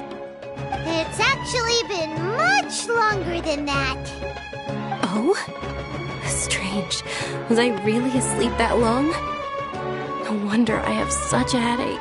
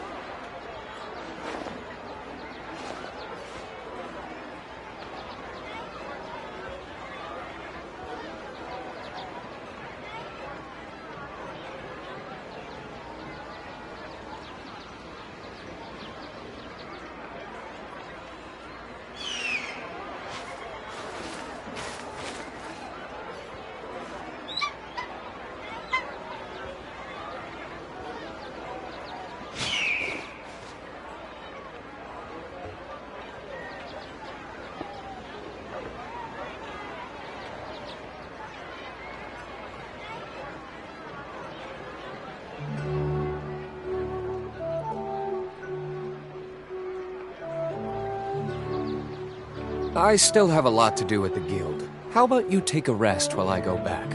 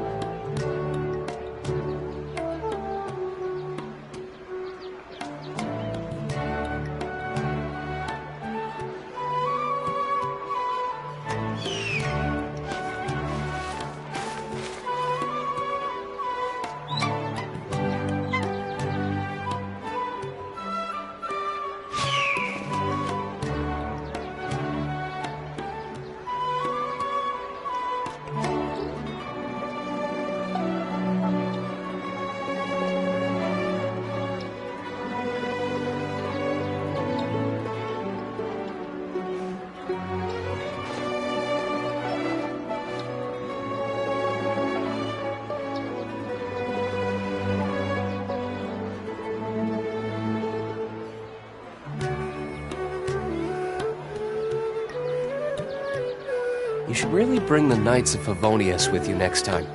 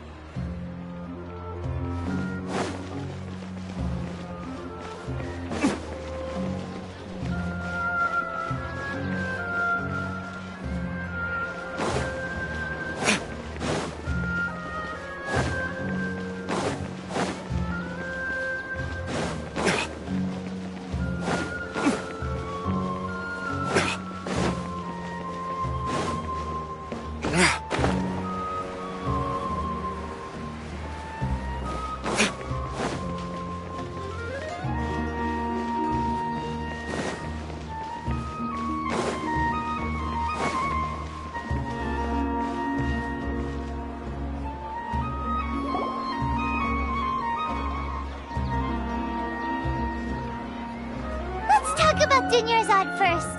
It's such a relief that she's all right. After we parted on the last day of the Sumeru's festival, I left the city and saw what the traveler had described. Among the countless dreams, I found one that was growing fainter and fainter. This proved my suspicion. Once Dunyarzad could no longer bear the Akasha harvesting her dreams, her consciousness began to dissipate. But this also meant it escaped the Akasha's control. Such a small fragment of consciousness can't last for very long, though. It will return to its original dream, where both will gradually fade until they completely disappear. I used all the power I had to keep her dying dream alive as long as possible, but it still wouldn't have lasted for much longer if it hadn't been for you two breaking the samsara. So it looks like we did manage to save Dunyarzad in the end. And not a moment too soon. Huh? Why are you two smiling so happily? I thought you'd be so moved that you'd start crying. I need to spend more time observing human emotions. Both are fine.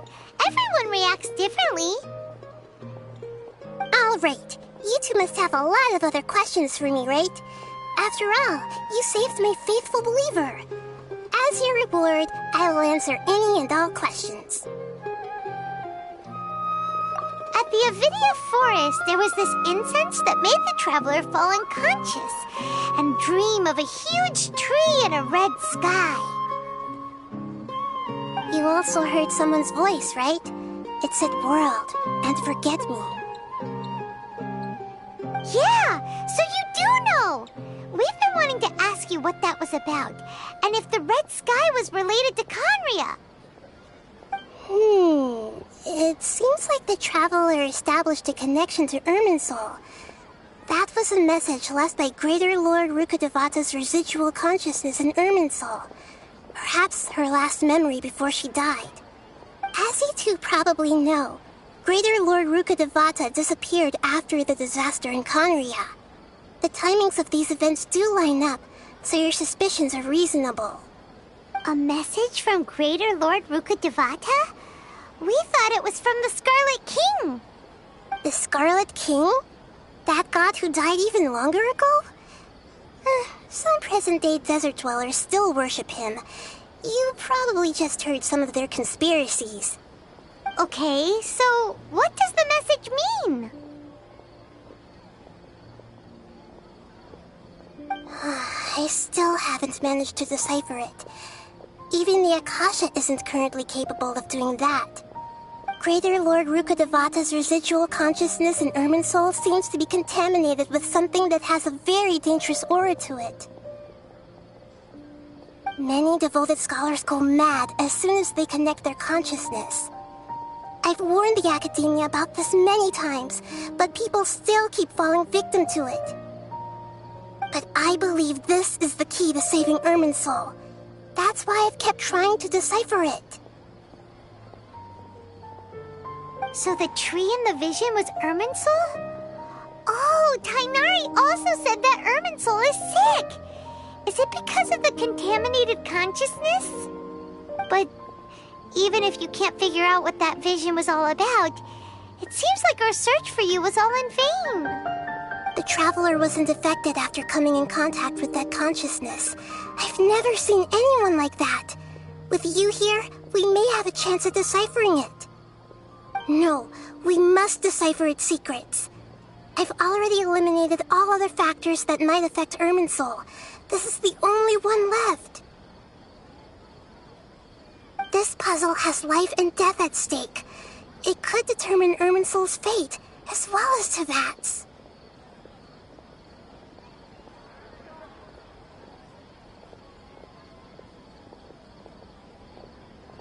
To be accurate, I'm using the Akasha as a medium to occupy Catherine's consciousness. How did you do that? Poor Catherine. Does this mean you can also occupy other people's consciousnesses? Theoretically, I can enter anyone's mind as long as they're wearing their Akasha terminal. The Akasha is the legacy of Greater Lord Rukkhadevata. As Lesser Lord Kusanali and the first Akasha terminal, my consciousness has always been linked to the Akasha. I've always respected my people's free will, so I've never actually occupied their consciousness. When necessary, I just borrow this bionic Snezhnayan puppet. Hold on. Did we just learn some deep, dark secret? So Catherine is... No wonder Paimon felt something was off about her. What about your own body? Why do you need to borrow other people's? Don't you live in the sanctuary of Surasthana? That story begins a long time ago. After Greater Lord Rukkhadevata disappeared, the sages found my newly born self and took me back to Sumeru. At that time, I was young and weak. The sages kept me in the sanctuary of Surasthana, ostensibly for the sake of protecting me. But I've hardly heard from them since. However, I do understand that they had hoped to find Greater Lord Rukkhadevata instead of me, a symbol of her passing. So, the sages basically put their new Archon under house arrest? How dare they! Why don't you teach them a lesson, Nahida? In some ways, they aren't wrong. Greater Lord Rukkhadevata was omniscient and omnipotent. Even after her death, the Akasha is still empowering this nation. And I'm still really far away from being able to call myself the God of Wisdom. Moreover, The Academia is also more proficient at governing this country. My existence has little meaning.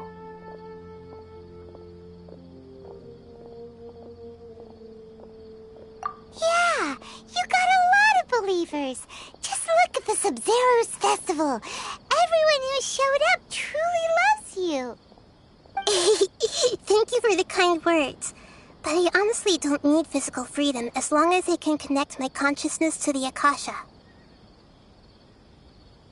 Trying to find a way to save Irminsul is my life's mission and top priority. I will work on that, and try to live up to being a deity in the meantime. Every once in a while, I will also take up the duties of the God of Wisdom and enlighten a lost soul here and there. Doing all that should be enough. There's never been any big problems with the Academia's governance of Sumeru. This is the first time I've seen them step out of line. I wonder what caused them to go down this path, and what they hope to achieve. Even though the city's residents haven't noticed anything strange, if the Traveler hadn't broken the Sub-Zero's samsara, the situation could have become dire. I tried to do some investigating in the Akasha, but I couldn't find anything suspicious. And all the people of interest seem to purposely avoid wearing their Akasha terminals. I think they're deliberately trying to hide something. Oh, that reminds Paimon. In Gandharvaville, there was a sage who had invited Tighnari to join some kind of project. Could it be related? Regardless, I need to first investigate the sage's motives, make things right, and punish them if needed. But I'll have to be discreet, or they'll see me coming.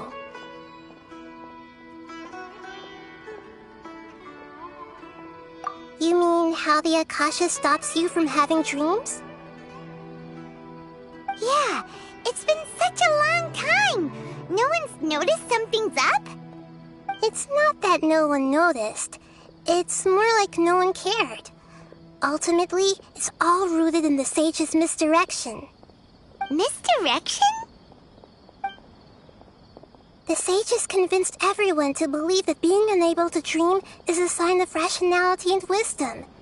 Not dreaming is a badge of honor in Sumeru. Even if the truth is that their dreams are being reaped by the Akasha. With their propaganda in place, the sages can maximize their use of the Akasha to facilitate their research. Besides, Greater Lord Rukkhadevata must have created the Akasha in the hopes that it could be used to its full potential. That's why I've never come out strongly against this. Anyway, the perspective advocated by the sages drowned out any voices of doubt. By now, even those who never use Akasha terminals find it too shameful and embarrassing to talk about their dreams.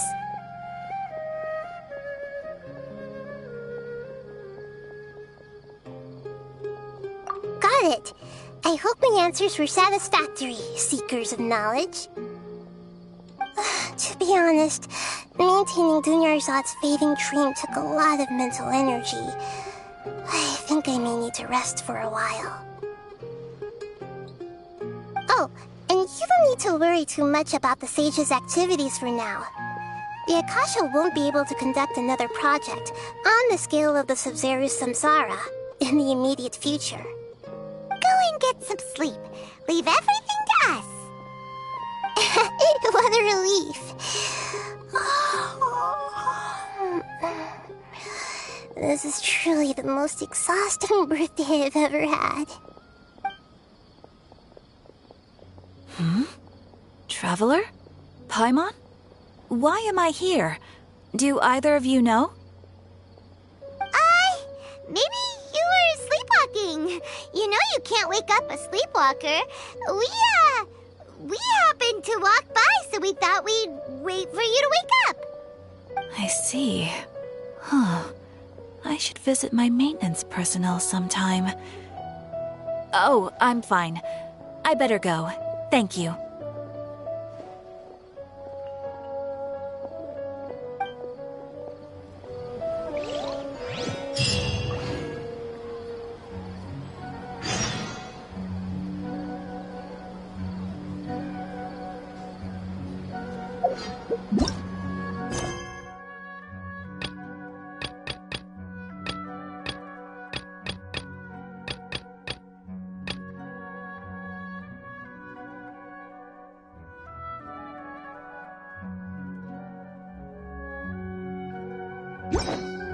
Guess we can rest a bit.